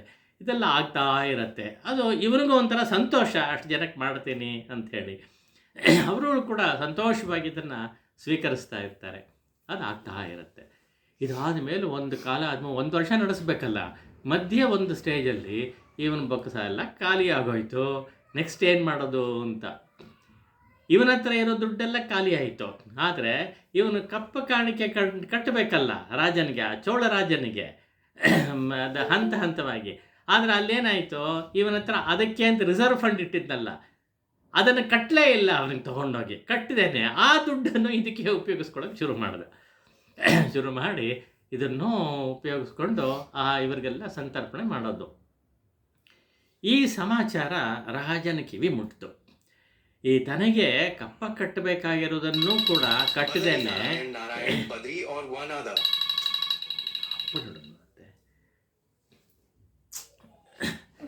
ಇದನ್ನು ಅಂತ ರಾಜನಿಗೆ ಭಾಳ ಕೋಪ ಬಂತು. ಹೀಗೆ ಮಾಡ್ತಾ ಇದ್ದಾನೆ, ಇದನ್ನು ಬೇರೆ ತರಹ ವಿನಿಯೋಗ ಮಾಡ್ತಾ ಇದ್ದಾನೆ, ನನಗೆ ಕಟ್ತಾ ಇಲ್ಲ ದುಡ್ಡು ಅಂಥೇಳಿ ಏನು ಮಾಡ್ದ, ಒಂದು ದೊಡ್ಡ ಸೇನೆಯನ್ನು ಕಳಿಸ್ತಾನೆ. ಮಂತ್ರಿಗಳು ಸೇನೆಯನ್ನು ಕಳಿಸ್ಬಿಟ್ಟು ಅವನ ಜೊತೆ ಯುದ್ಧ ಮಾಡಿ ಅವನು ಎಳ್ಕೊಂಬನ್ನಿ, ಅವನನ್ನು ಇಲ್ಲಿ ಸೆರೆ ಹಿಡಿಬೇಕು ಅಂತ ಹೇಳಿ ಕಳಿಸ್ತಾನೆ. ಹಾಗೆ ಇವರುಗಳೆಲ್ಲ ಒಂದು ದೊಡ್ಡ ಸೇನೆಯೇ ಹೋಗುತ್ತೆ. ಹೋದಾಗ ಅವನು ಹೇಗಿದ್ದರೂ ಸೇನಾಧಿಪತಿ, ಮುಖ್ಯ ಸೇನಾಧಿಪತಿಯಾಗಿದ್ದವರವನು, ಅವನಿಗಿದ್ರ ಬಗ್ಗೆ ಯೋಚನೆ ಇಲ್ಲ. ಇವರೆಲ್ಲ ಬರಲಿ, ಬಂದ ತಕ್ಷಣ ಅವ್ರ ಜೊತೆ ಯುದ್ಧ ಮಾಡಿ ಗೆದ್ದು ಬಿಡ್ತಾನೆ, ಅವ್ರನ್ನೆಲ್ಲ ಸೋಲಿಸ್ಬಿಡ್ತಾನೆ. ಅವರು ವಾಪಸ್ ಹೋಗ್ಬಿಟ್ಟು ಹೀಗೆ ಆಗೋಯ್ತು, ಅವ್ರನ್ನ ಸೋಲಿಸ್ಬಿಟ್ಟ ಅಂತ ಹೇಳಿದಾಗ ರಾಜನಿಗೆ ಹೌದಾ ಹೀಗಾಯ್ತಾ, ಹಾಗಾದ್ರೆ ಒಂದು ಕೆಲಸ ಮಾಡೋಣ ಇರಿ ಅಂತ ಹೇಳಿ ತಾನೇ ಹೊರಟ್ಬಿಡ್ತಾನೆ ಯುದ್ಧಕ್ಕೆ. ಅವನ ಮೇಲೆ ದೊಡ್ಡ ಸೇನೆಯನ್ನು ತಗೊಂಡು ಯುದ್ಧಕ್ಕೆ ಹೊರಡ್ತಾನೆ. ಅವ್ರ ಜೊತೆಯಲ್ಲೂ ಕೂಡ ಇವನು ನೀಲ ಅಂದರೆ ತಿರುಮಂಗೈ ಮನ್ನನ್ ಆಗಿರೋವನು ಯುದ್ಧ ಮಾಡ್ತಾನೆ. ಯುದ್ಧ ಮಾಡಿ ಆ ರಾಜನನ್ನು ಸೋಲಿಸ್ಬಿಡ್ತಾನೆ. ಅಂಥ ಪರಾಕ್ರಮಿ ಇವನು, ಶೌರ್ಯ ಒಂದು ಅಂಥ ಪರಾಕ್ರಮ ಇವನು. ಅದರಿಂದ ಹಾಗೆ ಅವ್ರನ್ನೂ ಸೋಲಿಸ್ಬಿಡ್ತಾನೆ. ಸೋಲಿಸಿದ ತಕ್ಷಣ ರಾಜನಿಗೆ ಅರಿವಾಗುತ್ತೆ, ಓಹೋ ಹೀಗೆ ಇವನ್ನ ಹಿಡಿಯೋದು ಕಷ್ಟ ಆಗುತ್ತೆ, ಯುದ್ಧ ಮಾಡಿ ಹಿಡಿಯೋಕ್ಕಾಗಲ್ಲ, ಮಹಾಪರಾಕ್ರಮಿ ಇವನು, ಆದ್ದರಿಂದ ಏನಾದರೂ ಮಾಡಿ ಬೇರೆ ಉಪಾಯಾಂತರದಿಂದ ಇದು ಹಿಡಿಬೇಕು ಅಂಥೇಳಿ ತೀರ್ಮಾನ ಮಾಡ್ತಾನಂತೆ. ಏನು ಮಾಡ್ತಾನೆ, ಇವಂತ ಸಂಧಿ ಮಾಡ್ಕೊಳ್ಳೋ ಹಾಗೆ, ನೀನು ತುಂಬ ಪರಾಕ್ರಮಿಪ್ಪ, ನೀನು ಮೆಚ್ತೀನಿ, ನೀನು ಮಾಡಿರೋ ಕೆಲಸಗಳು ಏನು ತಪ್ಪಿಲ್ಲ, ನಾನು ಕ್ಷಮಿಸ್ತೀನಿ, ನೀನು ಮಾಡೋ ಅಪರಾಧವೆಲ್ಲ ಕ್ಷಮಿಸ್ತೀನಿ, ಒಂದು ಕೆಲಸ ಮಾಡು, ಬಾ ನಮ್ಮ ಅರಮನೆಗೆ ಬಾ ಅಂಥೇಳಿ ಆಹ್ವಾನ ಕೊಡ್ತಾನೆ. ಇವನು ಕೂಡ ಪಾಪ ಗೊತ್ತಾಗದೆ ಒಬ್ಬಂಟಿಗನಾಗಿ ಹೋಗ್ಬಿಡ್ತಾನಲ್ಲಿ. ರಾಜನ ಆಸ್ಥಾನಕ್ಕೆ ಹೋಗ್ತಾನೆ. ಹೋದ ತಕ್ಷಣ ಇವ್ರನ್ನ ಸೇನಾಧಿಪತಿಗಳನ್ನ ಹೇಳಿ ಇವ್ರನ್ನ ಬಂಧಿಸ್ಬಿಡಿ, ಬಂದು ಜೈಲಲ್ಲಿ ಹಾಕಿ ಅಂತ ಹೇಳ್ಬಿಡ್ತಾನೆ. ಅಂದರೆ ಮೋಸ ರಾಜ ಮಾಡಿದ್ದು. ಇವನಿಗೆ ಸಂತೋಷವಾಗಿ ಕ್ಷಮಿಸಿದ್ದೀನಿ ಅಂತೆಲ್ಲ ಹೇಳಿ ಬರಮಾಡಿಕೊಂಡು ಅಲ್ಲಿ ಹಿಡಿದು ಹಾಕೋದು, ಸೆರೆ ಹಿಡಿಯೋದು ಅನ್ನೋದು ತಪ್ಪಾಯಿತು. ಆದರೂ ಅವನು ಮಾಡ್ತಾನೆ, ಯಾಕೆಂದರೆ ಇವನು ಬೇರೆ ದಾರಿ ಇಲ್ಲ, ಅವನಿಗೆ ಬರಬೇಕಾದ ದುಡ್ಡೆಲ್ಲ ಬರಬೇಕಲ್ಲ. ಜೈಲಲ್ಲಿ ಹಾಕೋದು, ಸೆರೆ ಹಿಡಿಯೋದು ಅಂತ ಹೇಳಿದ್ರೆ ಅಲ್ಲಿದ್ದಂಥ ಒಂದು ದೇವಾಲಯದಲ್ಲಿ ಇವನ್ನು ಕೂಡ ಹಾಕೋದು ಅಂತ ಅಷ್ಟೇ. ಅಲ್ಲಿ ಕೂಡ ಹಾಕಿ ಇವನು ಸೆಕ್ಯೂರಿಟಿ ಗಾರ್ಡ್ಸ್ ಎಲ್ಲ ಇರ್ತಾರೆ, ಎಲ್ಲೂ ಹೋಗೋ ಹಾಗಿಲ್ಲ. ಇವನು ಅಲ್ಲಿ ಬಂದಿದ್ದೀನಿ ಎಲ್ಲಿವರೆಗೂ ಅಂತ ಹೇಳಿದ್ರೆ, ನನಗೆ ಸೇರಬೇಕಾದಂಥ ಧನ ಧಾನ್ಯ ಅವುಗಳೆಲ್ಲ ಕೊಡೋವರೆಗೂ ನೀನು ಹೀಗೆ ಇರಬೇಕು, ಅದು ಕೊಟ್ಟ ನೀನು ಬಿಡುಗಡೆ ಅಂತ ಆ ಕಂಡೀಷನ್ನು ಹಾಕ್ಬಿಡ್ತಾನೆ. ಇವನು ಸೆರೆ ಹಿಡಿದು ಒಳಗಡೆ ಕೂತ್ಕೊಂಡ್ಮೇಲೆ ಇವನ ಹತ್ರ ಎಲ್ಲಿದೆ ದುಡ್ಡು, ಇರೋದೆಲ್ಲ ಇವನ ರಾಜ್ಯದಲ್ಲಿ ಇದ್ದೆಲ್ಲ ಎಲ್ಲ ಖಾಲಿ ಮಾಡಿಬಿಟ್ಟಿದ್ದಾನೆ. ಇವನ ಹತ್ರ ಏನೂ ದುಡ್ಡಿಲ್ಲ, ಆದರೆ ನಡೀತಾನೇ ಇರಬೇಕು, 1 ವರ್ಷ ನಡೆಸಬೇಕು ಅಂತ ಬೇರೆ ಇದೆ. ಹಾಗಿರುವಾಗ ಏನು ಮಾಡೋದು ಅನ್ನೋದು ಗೊತ್ತಾಗಲ್ಲ. ಹಾಗೆಯೇ ಇವನು ಆ ದೇವಾಲಯದಲ್ಲಿ ಭಗವಂತನ ಪ್ರಾರ್ಥನೆ ಮಾಡಿಕೊಂಡು ಉಪವಾಸ ಇದ್ಬಿಡ್ತಾರೆ. 3 ದಿವಸ ಏನೂ ಅನ್ನಾಹಾರ ಏನೂ ತಗೊಳ್ಳದೆ ಹಾಗೇ ಇರ್ತಾನಂತೆ. ಹಾಗೆಯೇ ಇದ್ದಾಗ ಒಂಥರ ಹಾಗೆ ಒಂದು ನಿದ್ದೆ ಬಂದ್ಬಿಡುತ್ತೆ. ಬಂದಾಗ ಇದ್ದಕ್ಕಿದ್ದಂತೆ ಯಾರೋ ಒಬ್ಬ ಅಜಾನುಬಾಹುವ ಅಂತ ಮನುಷ್ಯ ತನ್ನ ಮುಂದೆ ಕಾಣಿಸ್ಕೊಂಡು ಇವನ ನಿದ್ದೆಯಿಂದ ಎಬ್ಬಿಸ್ತಾನಂತೆ. ಏಳು ಅಂತ ಎಬ್ಬಿಸಿ ಇವನ ಕೈಯಲ್ಲಿ ಏನೋ ಒಂದು ಆಹಾರವನ್ನು ಕೊಡ್ತಾನೆ. ಏನಪ್ಪ ಅಂತ ಹೇಳಿದ್ರೆ ವೆಣ್ಪೊಂಗಲ್ ಅಂತ ಹೇಳ್ತೀವಲ್ಲ, ಇದು ಖಾರದ ಪೊಂಗಲ್ಲು, ಅದನ್ನು ಮಾಡಿ ತಯಾರು ಮಾಡಿದ್ದನ್ನು ತಂದು ಕೊಡ್ತಾನಂತೆ. ಇದನ್ನು ಸ್ವೀಕರಿಸು ಅಂತ, ಯಾಕಂದರೆ 3 ದಿವಸದ ಉಪವಾಸಲ್ಲಿದ್ದಾನೆ, ಅದನ್ನು ಸ್ವೀಕರಿಸು ಅಂತ ಹೇಳಿ ಕೊಡ್ತಾನಂತೆ. ಹೌದಾ, ಯಾರು ಏನೋ ನೋಡಲಿಲ್ಲ, ತುಂಬ ಅಜಾನುಬಾಹು ಅಂತ ಗೊತ್ತಾಯಿತು, ಒಂದು ಆಕರ್ಷಕವಾದ ವ್ಯಕ್ತಿ ಅನ್ನೋದು ಗೊತ್ತಾಯಿತು. ಅಷ್ಟು ನೋಡ್ದ ಇವನು, ತಗೊಂಡು ಮತ್ತೆ ನಿದ್ದೆ ಬಂತು, ನಿದ್ದೆ ಮಾಡಿಬಿಟ್ಟಿದ್ದಾನೆ. ಚೆನ್ನಾಗಿ ನಿದ್ದೆ ಮಾಡಿದ ಮೇಲೆ ಒಂದು ಕನಸಾಯಿತು.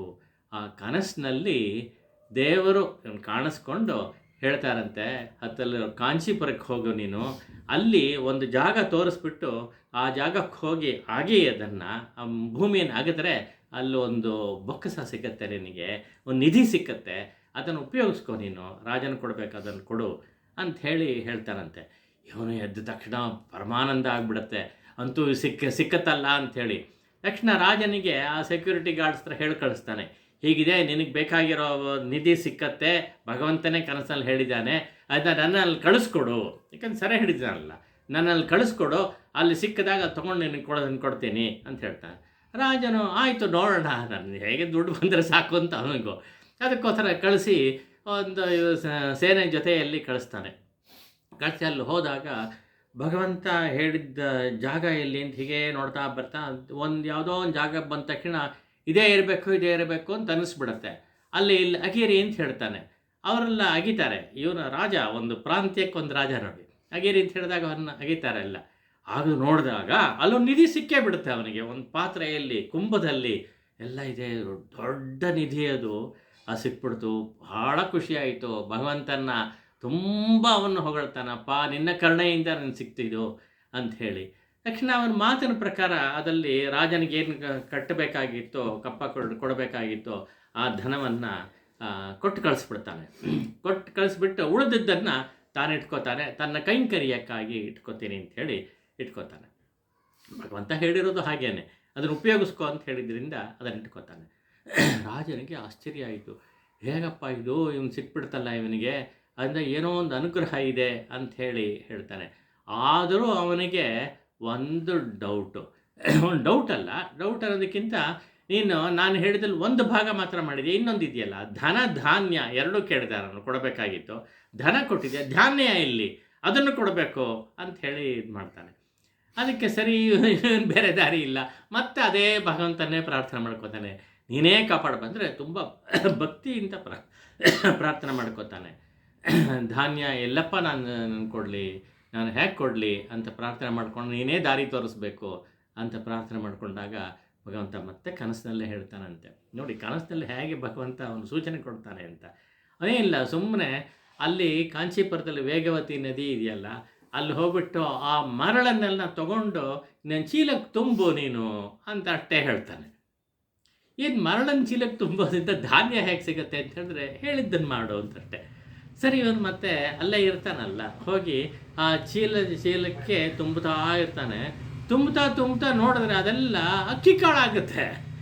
ಮರಳನ್ನು ತುಂಬಿದಾಗ ಅಕ್ಕಿ ಕಾಳಾಗುತ್ತಲ್ಲ ಅಂತ ಇವನಿಗೆ ಪರಮಾಶ್ಚರ್ಯ. ಇವನಿಗೆ ಮತ್ತೆ ಭಗವಂತನ ಕೊಂಡಾಡ್ತಾನಪ್ಪ, ನಿನ್ನ ಅನುಗ್ರಹದಿಂದ, ನಿನ್ನ ಕರುಣೆಯಿಂದ, ಎಂಥ ಕರುಣೆ ನಿಂದು, ಹೀಗೆ ನನ್ನ ಕಾಪಾಡಿದೆಯಲ್ಲ ಅಂಥೇಳಿ ತುಂಬ ಅವನು ಇದು ಮಾಡ್ತಾನೆ, ಭಗವಂತನ ಕೊಂಡಾಡ್ತಾನೆ.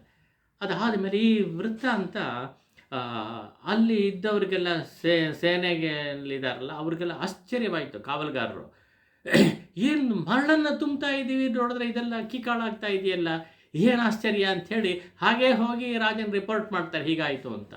ಆವಾಗ ರಾಜನಿಗೆ, ಅಪ್ಪ ಎಂಥ ವ್ಯಕ್ತಿ ಇವನು, ಸಾಮಾನ್ಯನಲ್ಲ ಇವನು ಮಹಾಭಕ್ತ ಭಾಗವತ, ಇವನು ಎಂಥ ಯೋಗಶಕ್ತಿ ಇದೆ ಇವನಿಗೆ, ನಾನು ತಪ್ಪು ಮಾಡಿಬಿಟ್ಟೆ, ಹೀಗೆ ಮಾಡಿ ಇಂಥವನಿಗೆ ಶಿಕ್ಷೆ ಕೊಟ್ಬಿಟ್ನಲ್ಲ, ನಾನು ಸೆರೆ ಹಿಡಿದುಬಿಟ್ನಲ್ಲ, ಎಂಥ ತಪ್ಪಾಯಿತು ಅಂಥೇಳಿ ಅಲ್ಲಿಂದ ಓಡ್ಬರ್ತಾನಂತೆ.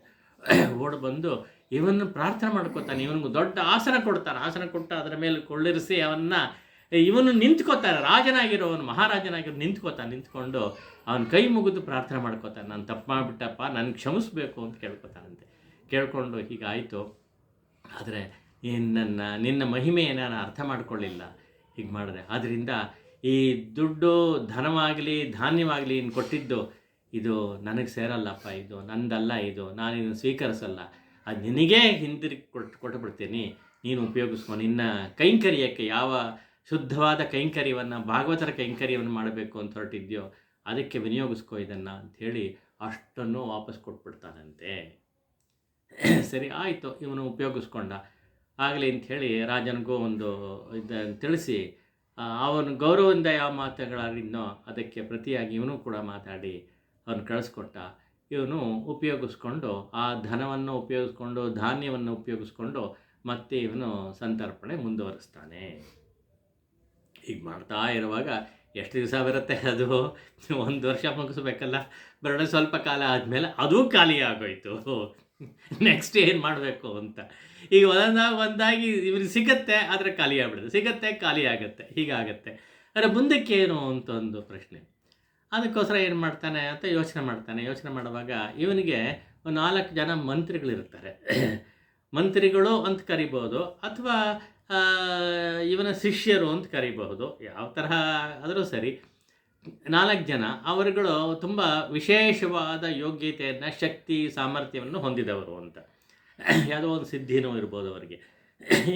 ಒಬ್ಬರಿಗೆ ಏನಪ್ಪ ಅಂತ ಹೇಳಿದ್ರೆ ನೀರಿನ ಮೇಲೆ ನಡ್ಕೊಂಡು ಹೋಗೋ ಸಾಮರ್ಥ್ಯ ಇದೆಯಂತೆ. ಸಾಮರ್ಥ್ಯ ಅನ್ನೋದಕ್ಕಿಂತ ಅವ್ನು ಸಿದ್ಧಿ ಅಂತ ಹೇಳ್ಬೋದು. ಆ ಸಿದ್ಧಿಯನ್ನು ಪಡ್ಕೊಂಡಿದ್ದವನು. ನೀರ ಮೇಲೆ ನಡಪ್ಪ ಅನ್ನಂತೆ ಅವನಿಗೆ ಹೆಸರು ಅವನಿಗೆ. ಇನ್ನೊಬ್ಬನಿಗೆ ಏನಂತ ಹೇಳಿದ್ರೆ ಅವನು ಕತ್ತಲೆಯಲ್ಲಿ ಅವನು ಕಾಣಿಸೋದೇ ಇಲ್ಲ, ನಾವು ಇರೋದೇ ಕಾಣಿಸೋಲ್ಲ ಅಂತ. ಯಾಕೆಂದರೆ ತುಂಬ ಕಪ್ಪಗಿದ್ದಂತೆ ಅವನು, ಹಾಗಾಗಿ ಕಾಣಿಸೋದೇ ಇಲ್ಲ ಅಂತ. ಇದೆಲ್ಲ ಒಂಥರ ಅಡ್ವಾಂಟೇಜು ಅಂತ ಅವನು ಸೇರಿಸ್ಕೊಂಡಿದ್ದ. ಇನ್ನೊಬ್ಬ ವಾದ್ಯವನ್ನು ನುಡಿಸ್ತಾನೆ, ತುಂಬ ಚೆನ್ನಾಗಿ ನುಡಿಸ್ತಾನೆ ಆ ಥರ. ಇನ್ನೊಬ್ಬ 4ನೇವನೊಬ್ಬ ಇದ್ದಾನಲ್ಲ, ಅವನು ಒಳ್ಳೆ ಲಾಯರ್ ಅಂತೆ. ಲಾಯರ್ ಅಂತ ಹೇಳಿದ್ರೆ ಶಾಸ್ತ್ರವನ್ನು ಚೆನ್ನಾಗಿ ಅರಿತಿದ್ದವನು. ಯಾವುದೇ ಡಿಸ್ಪ್ಯೂಟ್ಸ್ ಬಂದರೆ ಅವನೇ ವಾದ ಮಾಡಿ ಗೆಲ್ತಾನೆ, ಅವನು ಯಾವತ್ತೂ ಸೋತಿದ್ದೇ ಇಲ್ಲ ಅಂಥೇಳಿ ಒಂದು ಪ್ರತೀತಿ. ಹೀಗೆ ಒಂದು 4 ಜನ ಅವನಿಗೆ ಶಿಷ್ಯರು ಅಥವಾ ಮಂತ್ರಿಗಳು ಇದ್ದರು.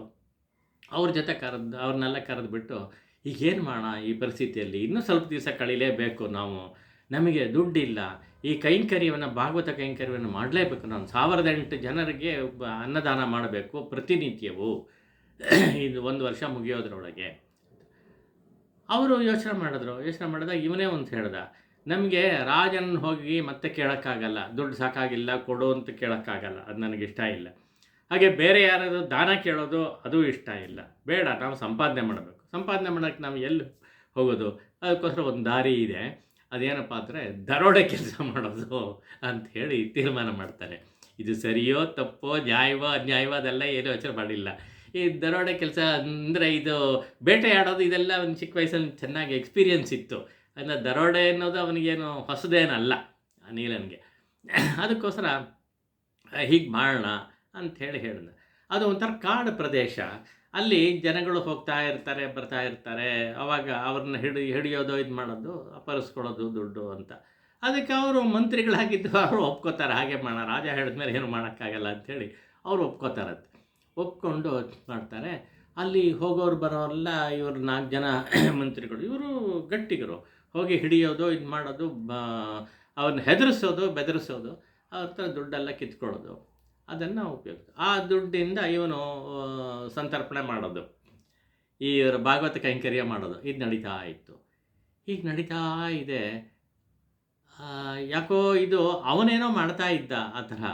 ಆದರೆ ಅಲ್ಲಿ ಮೇಲ್ಗಡೆ ವೈಕುಂಠದಲ್ಲಿ ಮಹಾಲಕ್ಷ್ಮಿ ನೋಡ್ತಾಳೆ, ಇದು ಯಾತಕ್ಕೆ ನಮ್ಮ ಭಕ್ತ ಹೀಗೆ ಆಗ್ತಾ ಇದ್ದಾನಲ್ಲ, ಈ ಥರ ಕೆಲಸ ಮಾಡ್ತಾ ಇರಲ್ಲ, ಏನಾದರೂ ಇವನಿಗೆ ಒಂದು ಅನುಗ್ರಹ ಮಾಡಬಾರ್ದೆ, ಬುದ್ಧಿ ಕಲಿಸ್ಬಾರ್ದೆ ಅಂತ ಮಹಾವಿಷ್ಣುವನ್ನು ಕೇಳ್ತಾಳಂತೆ. ಸುಮ್ಮನೆ ಅವನ ಕಡೆ ನೋಡ್ತಾಳೆ. ಆವಾಗ ಅವನು ಕೂಡ ಒಂಥರ ನಗಿತಾ ಆಯಿತು ಮಾಡೋಣ ಅಂಥೇಳಿ ಇದು ಮಾಡ್ತಾನೆ, ಒಪ್ಕೊಂಡು ಏನಪ್ಪ ಮಾಡ್ತಾರೆ ಅಂತ ಹೇಳಿದ್ರೆ, ಲಕ್ಷ್ಮೀನಾರಾಯಣರೇ ಒಂದು ನವದಂಪತಿಗಳಾಗಿ ವೇಷ ಹಾಕ್ಕೊಂಡು ಆ ಕಡೆ ಬರ್ತಾರೆ. ನವದಂಪತಿಗಳಾಗಿ ಬರ್ತಾರೆ ಅಂತ ಹೇಳಿದ್ರೆ ಆಗ ತಾನೇ ವಿವಾಹ ಆಗಿದೆ. ವಿವಾಹ ಆದಮೇಲೆ ಮನೆಗೆ ಹಿಂತಿರುಗ್ತಾ ಇದ್ದಾರೆ, ಎಲ್ಲ ವೈಭವಗಳೊಡನೆ ಬರ್ತಾ ಇದ್ದಾರೆ, ಒಂದು ಪರಿವಾರದ ಜೊತೆಯಲ್ಲಿ ಬರ್ತಾ ಇದ್ದಾರೆ. ಪರಿವಾರದಲ್ಲಿ ವಿವಾಹ ಆದಮೇಲೆ ಎಲ್ಲ ಬಳುವಳಿಗಳೆಲ್ಲ ಕೊಟ್ಟಿರ್ತಾರಲ್ಲ, ಅದೆಲ್ಲ ಮೂಟೆಗಳಿರುತ್ತೆ, ಅದನ್ನು ತೊಗೊಂಡು ಬರ್ತಾ ಇದ್ದಾರೆ. ಇವರು ಕೂಡ ಇಬ್ಬರು ಲಕ್ಷ್ಮೀನಾರಾಯಣರು ನವದಂಪತಿಗಳಾಗಿರೋರು ಪೂರ್ತಿ ತಮ್ಮನ್ನು ಅಲಂಕಾರ ಮಾಡ್ಕೊಂಡಿರ್ತಾರೆ. ಅಲಂಕಾರ ಜೊತೆಯಲ್ಲಿ ಆಭರಣಗಳೆಲ್ಲ ತುಂಬ ಹಾಕ್ಕೊಂಡು ಈ ಮಾರ್ಗವಾಗಿ ಬರ್ತಾ ಇರ್ತಾರೆ. ಈಗ ತಿರುಮಂಗೈವಣ್ಣನ ಏನು ಮಾಡಿದ್ದಾನೆ, ಒಂದು ಮರದ ಮೇಲೆ ಕೂತ್ಕೊಂಡು ನೋಡ್ತಾ ಇದ್ದಾನೆ. ಇದೆಲ್ಲ ದರೋಡೆ ಮಾಡೋರು ಹಾಗೈತಾನೆ, ಮರದ ಮೇಲೆ ಕೂತ್ಕೊಂಡು ಎಲ್ಲ ನೋಡ್ತಾ ಇರ್ತಾನೆ. ಈ ಒಂದು ಪರಿವಾರ ಬರ್ತಾ ಇರೋದು ನೋಡಿದ್ರೆ ಭಾಳ ಖುಷಿ ಆಗ್ಬಿಡ್ತು. ಓಹೋ, ಇವತ್ತು ಒಳ್ಳೆ ಸುಗ್ಗಿ ನಮಗೆ ಎಲ್ಲ ಸಿಕ್ಕತ್ತೆ ಅಂಥೇಳಿ ರೆಡಿ ಮಾಡ್ಕೋತಾ ಇದ್ದಾನೆ.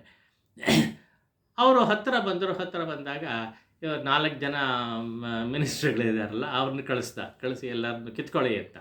ಇವರು ಹೋಗಿ ಎಲ್ಲ ಹೆದರಿಸ್ತಾರೆ. ಹೆದರಿಸೋದು ಅಂತ ಹೇಳಿದ್ರೆ, ನಿಮ್ಮದೆಲ್ಲ ತೆಗೆದಿಡಿ, ಕಳಚಿಡಿ, ಇಲ್ಲಿ ಆಭರಣಗಳು ಏನೇನಿದೆಯೋ, ಆಸ್ತಿ ಏನಿದೆಯೋ ಎಲ್ಲ ಕಳಚಿಡಿ ನೀವು, ಇಲ್ಲದೆ ಹೋದ್ರೆ ನಮ್ಮ ಜೀವನಕ್ಕೆ ಅಪಾಯ ಅಂಥೇಳಿ ಹೆದರಿಸ್ತಾನೆ. ಅವರು ಹೆದರ್ಕೊಂಡೆಲ್ಲ ಕೊಟ್ಬಿಡ್ತಾರೆ. ಎಲ್ಲ ದೊಡ್ಡ ಗಂಟು ಕಟ್ಕೊಂಡ್ರು. ಇವನು ಇಳಿದು ಬಂದು ಆ ದಂಪತಿಗಳಿದಾರಲ್ಲ ಅವರ ಮೇಲೆ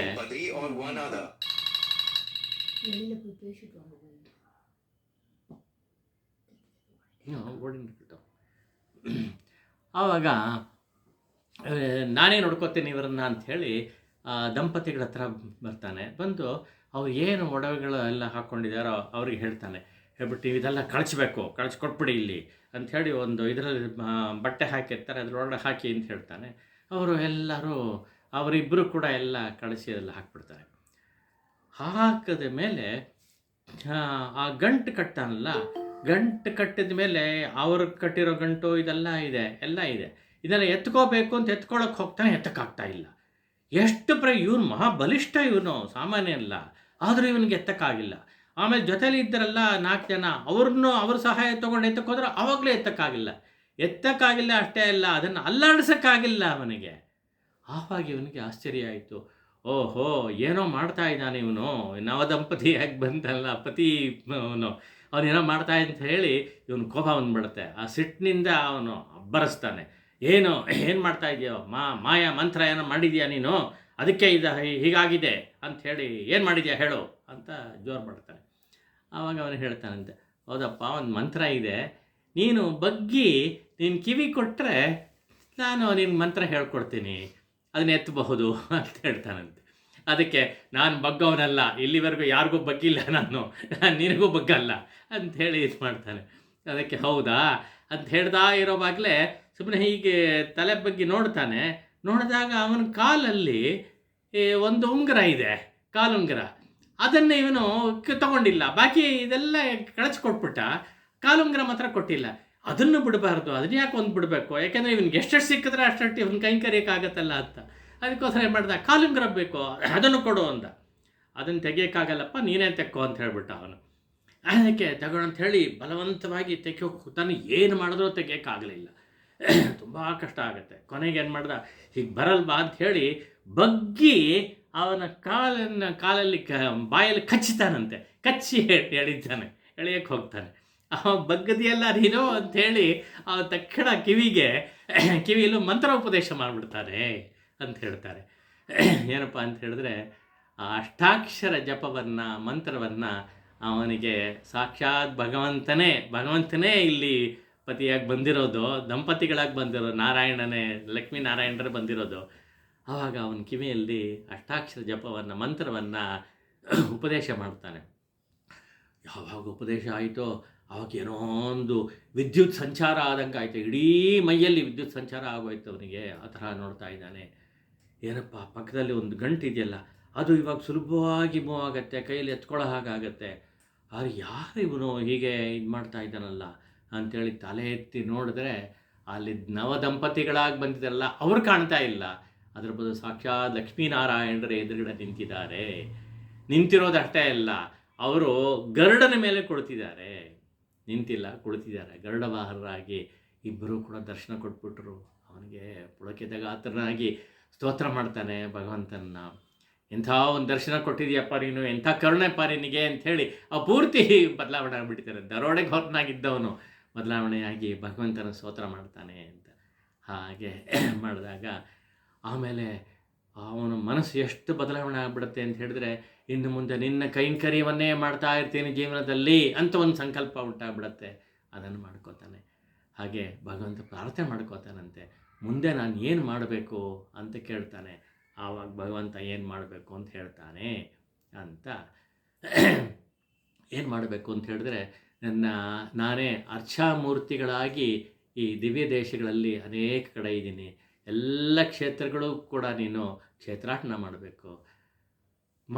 ಮಾಡಿ ಆ ದಿವ್ಯ ಮೂರ್ತಿಗಳನ್ನು, ಅರ್ಚಾಮೂರ್ತಿಗಳನ್ನು ದರ್ಶನ ಮಾಡಿ ನೀನು ಹಾಡು ಹೇಳಬೇಕು, ಆ ಕೆಲಸ ಮಾಡು ಅಂತ ಹೇಳಿ ಒಂದು ಆಜ್ಞೆ ಮಾಡ್ತಾನೆ. ಅದನ್ನು ಶಿರಸಾ ವಹಿಸಿ ಮಾಡ್ಕೊಂಬರ್ತಾರೆ ಅಂತ. ಇದರಲ್ಲಿ ಒಂದು ಸಣ್ಣ ವ್ಯತ್ಯಾಸ ಇದೆ. ಕಥೆಗಳು ಹೇಳುವಾಗ 2-3 ಥರ ಹೇಳ್ತಾರೆ. ಕತೆ ಹೇಗಪ್ಪ ಅಂತ ಹೇಳಿದ್ರೆ, ಒಂದು ನಾನು ಇವಾಗ ಹೇಳಿದ ಹಾಗೆ ಇವನು ಪ್ರಾರ್ಥನೆ ಮಾಡ್ಕೋತಾನೆ, ಇವನು ಆ ಉಂಗುರ ನೋಡ್ತಾನೆ, ಅವನ ಕಾಲಲ್ಲಿರೋ ಪತಿಯ ಕಾಲಲ್ಲಿರೋ ಉಂಗುರವನ್ನು ನೋಡ್ತಾನೆ, ನೋಡ್ಬಿಟ್ಟು ಅದು ಬೇಕು ಅಂತ ಹೇಳ್ತಾನೆ, ಅವಾಗ ಬಗ್ತಾನೆ, ಇದೆಲ್ಲ ಹೇಳೋದಲ್ಲ. ಇನ್ನೊಂದು ಕಥೆಯಲ್ಲಿ ಮಹಾಲಕ್ಷ್ಮಿಯಾಗಿ ಬಂದವಳು, ಅಂದರೆ ಪತ್ನಿಯಾಗಿ, ಆ ಸ್ಟೇಜಲ್ಲಿ ಮಹಾಲಕ್ಷ್ಮಿ ಅಂತ ಅವನಿಗೆ ಗೊತ್ತಿರಲ್ಲ, ಪತ್ನಿಯಾಗಿ ಬಂದವಳು, ಅವಳ ಕಾಲಲ್ಲಿ ಉಂಗುರ ಇರುತ್ತೆ, ಅದನ್ನು ತೆಕ್ಕೊಡು ಅಂತ ಹೇಳ್ತಾನೆ. ಆವಾಗ ಇವನು ಅದನ್ನು ತೆಗೆಯೋಕ್ಕಾಗಲ್ಲಪ್ಪ ಅಂತ ಹೇಳ್ತಾಳೆ. ಅವಳಿಗೆ ಬೇಸರ ಆಗುತ್ತೆ.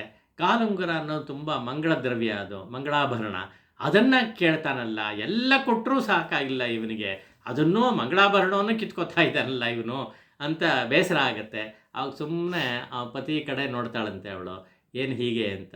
ಆವಾಗ ಅವನು ಉತ್ತರ ಕೊಡ್ತಾನಂತೆ, ಇಲ್ಲ ಇದು ಕಲಿಯುಗ, ಜ್ಞಾಪಕ ಇರಲಿ, ಕಲಿಯುಗ ಆದ್ದರಿಂದ ಧರ್ಮ ಹಾಗೆಲ್ಲ ಕೆಡುತ್ತೆ, ಆ ತರಹವೇ ಅವನ ಮನಸ್ಸು ಹರಿಯುತ್ತೆ, ಮಂಗಳಾಭರಣವನ್ನು ಬಿಡಲ್ಲ, ಅದನ್ನು ಕಿತ್ಕೋಬೇಕು ಅಂತಲೇ ಅವನ ಮನಸ್ಸು ಹರಿಯುತ್ತೆ, ಆ ಧರ್ಮ ಹಾಗಿರುತ್ತೆ, ಕಲಿಧರ್ಮ ಇದು, ಇವನು ನಮ್ಮ ಕಲಿಯನ್ನಂತ ಹೇಳ್ತಾರಂತೆ. ನಮ್ಮ ಕಲಿಯನ್ನಂತ ಹೇಳಿದಾಗ ಕಲಿಪುರುಷ ಇವನು ನಮಗೆ ಅಂತ ಒಂದು ಥರ ಧ್ವನಿಯಲ್ಲಿ ಹೇಳ್ತಾರೆ. ಅದಕ್ಕೋಸ್ಕರ ಇವನಿಗೆ ಕಲಿಯನ್ನಂತಲೇ ಹೆಸರು ಬಂತು, ಬಿರುದಾಗೋಯ್ತು ಇವನಿಗೆ ಅಂಥೇಳಿ ತಿರುಮಂಗೈ ಕಲಿಯನ್ನ ಆಗ್ಬಿಟ್ಟ ಅವನು. ತಿರುಮಂಗೈ ಮನ್ನನಾದ, ಕಲಿಯನ್ನಾದ, ನೀಲನ್ ಮೊದಲೇ ಹೆಸರಿತ್ತು, ಹೀಗೆ ಬೇರೆ ಬೇರೆ ಹೆಸರುಗಳು ಬಂತು ಇವನಿಗೆ. ಇದಲ್ಲದೆ ಇವನಿಗೆ ಪರಕಾಲಂತ ಒಂದು ಹೆಸರು. ಪರಕಾಲನ್ ಅಂತಾರೆ, ಕಾಲನ್ ಅಂತ ಹೇಳಿದ್ರೆ ಭಯಂಕರನಾದವನು, ಯಮನಿಗೆ ಸಮಾನನಾದವನು, ಯಮ ಅಂತಲೇ ಇಟ್ಕೊಳ್ಳಿ. ಯಾರಿಗೆ? ಪರರಿಗೆ ಶತ್ರುಗಳಿಗೆಲ್ಲ ಯಾವನು ಯಮನಾಗಿ ಕಾಣಿಸ್ತಾನೋ ಅಂತ, ಅಂದರೆ ಮಹಾಶೌರ್ಯ ವೀರ ಇವನು. ಅದಕ್ಕೋಸ್ಕರ ಹಾಗೆ ಅವನಿಗೆ ಪರಕಾಲ ಅಂತ ಹೆಸರು ಒಂದು ಬಿರುದಿತ್ತು ಮೊದಲು. ಹಾಗೆ ಎಲ್ಲ ಅನೇಕ ಹೆಸರುಗಳಿಂದ ಕೂಡಿದವನು ಅಂತ ಹೇಳ್ತಾರೆ. ಹಾಗೆ ಯಾವಾಗ ಇವನು ಭಗವಂತನ ಸ್ತೋತ್ರ ಮಾಡಿದ, ಅವನು ಸ್ಪರ್ಶ ಮಾಡಿದ್ದ, ಭಗವಂತನ ಸ್ಪರ್ಶ ಮಾಡಿದ್ದಷ್ಟೇ ಅಲ್ಲ, ದರ್ಶನ ಮಾಡಿದ್ದಷ್ಟೇ ಅಲ್ಲ, ಸ್ಪರ್ಶವೂ ಆಯಿತು. ಆ ಮಹಾಲಕ್ಷ್ಮಿಯ ಒಂದು ಪಾದಸ್ಪರ್ಶ ಮಾಡ್ದ, ಅಲ್ಲೂ ಸ್ಪರ್ಶ ಅಷ್ಟೇ ಅಲ್ಲ, ಬಾಯಲ್ಲಿ ಕಚ್ಚಿದಾಗ ಅವನ ನಾಲಿಗೆ ಸ್ಪರ್ಶ ಆಯಿತು. ಆ ಸ್ಪರ್ಶ ಆದ ಕೂಡಲೇ ಅವನಿಗೆ ಜ್ಞಾನ ಹಾಗೆ ತುಂಬಿ ಹರಿಯಕ್ಕೆ ಶುರು ಆಯಿತು. ಮೊದಲೇನೇ ಇವನು ಮಹಾಪಂಡಿತ ಅಂತ ಹೇಳೋದಲ್ಲ, ಸಂಸ್ಕೃತ ಮತ್ತು ಕನ್ನಡದಲ್ಲಿ ಪಾಂಡಿತ್ಯ ಇತ್ತು ಅಂತ ಹೇಳೋದಲ್ಲ, ತಮಿಳಲ್ಲಿ ಪಾಂಡಿತ್ಯ ಇತ್ತು ಅಂತ ಹೇಳೋದಲ್ಲ, ಹಾಗೆ ಅದರ ಜೊತೆಗೆ ಆ ಕವಿತಾ ಶಕ್ತಿ ಅನ್ನೋದು ತುಂಬ ಹರಿದು ಮಳೆಯಾಗಿ ಹರಿಯಕ್ಕೆ ಶುರು ಆಯಿತು. ಅವಳ ಒಂದು ಪಾದಸ್ಪರ್ಶದಿಂದ, ಅವಳ ಅನುಗ್ರಹ ಮಾಡೋಕ್ಕೋಸ್ಕರವೇ ಅವರಿಬ್ಬರೂ ಹಿಡಿದು ಬಂದಿದ್ದ ಅಲ್ಲಿಂದ, ಅದನ್ನು ಪೂರ್ಣವಾಗಿ ಮಾಡಿದ್ರು ಎಂಬುದಾಗಿ ನೋಡ್ತೀವಿ. ಹಾಗೆ ಬಂದಾಗ ಇವನು ಅಲ್ಲಿಂದ ಮುಂದಕ್ಕೆ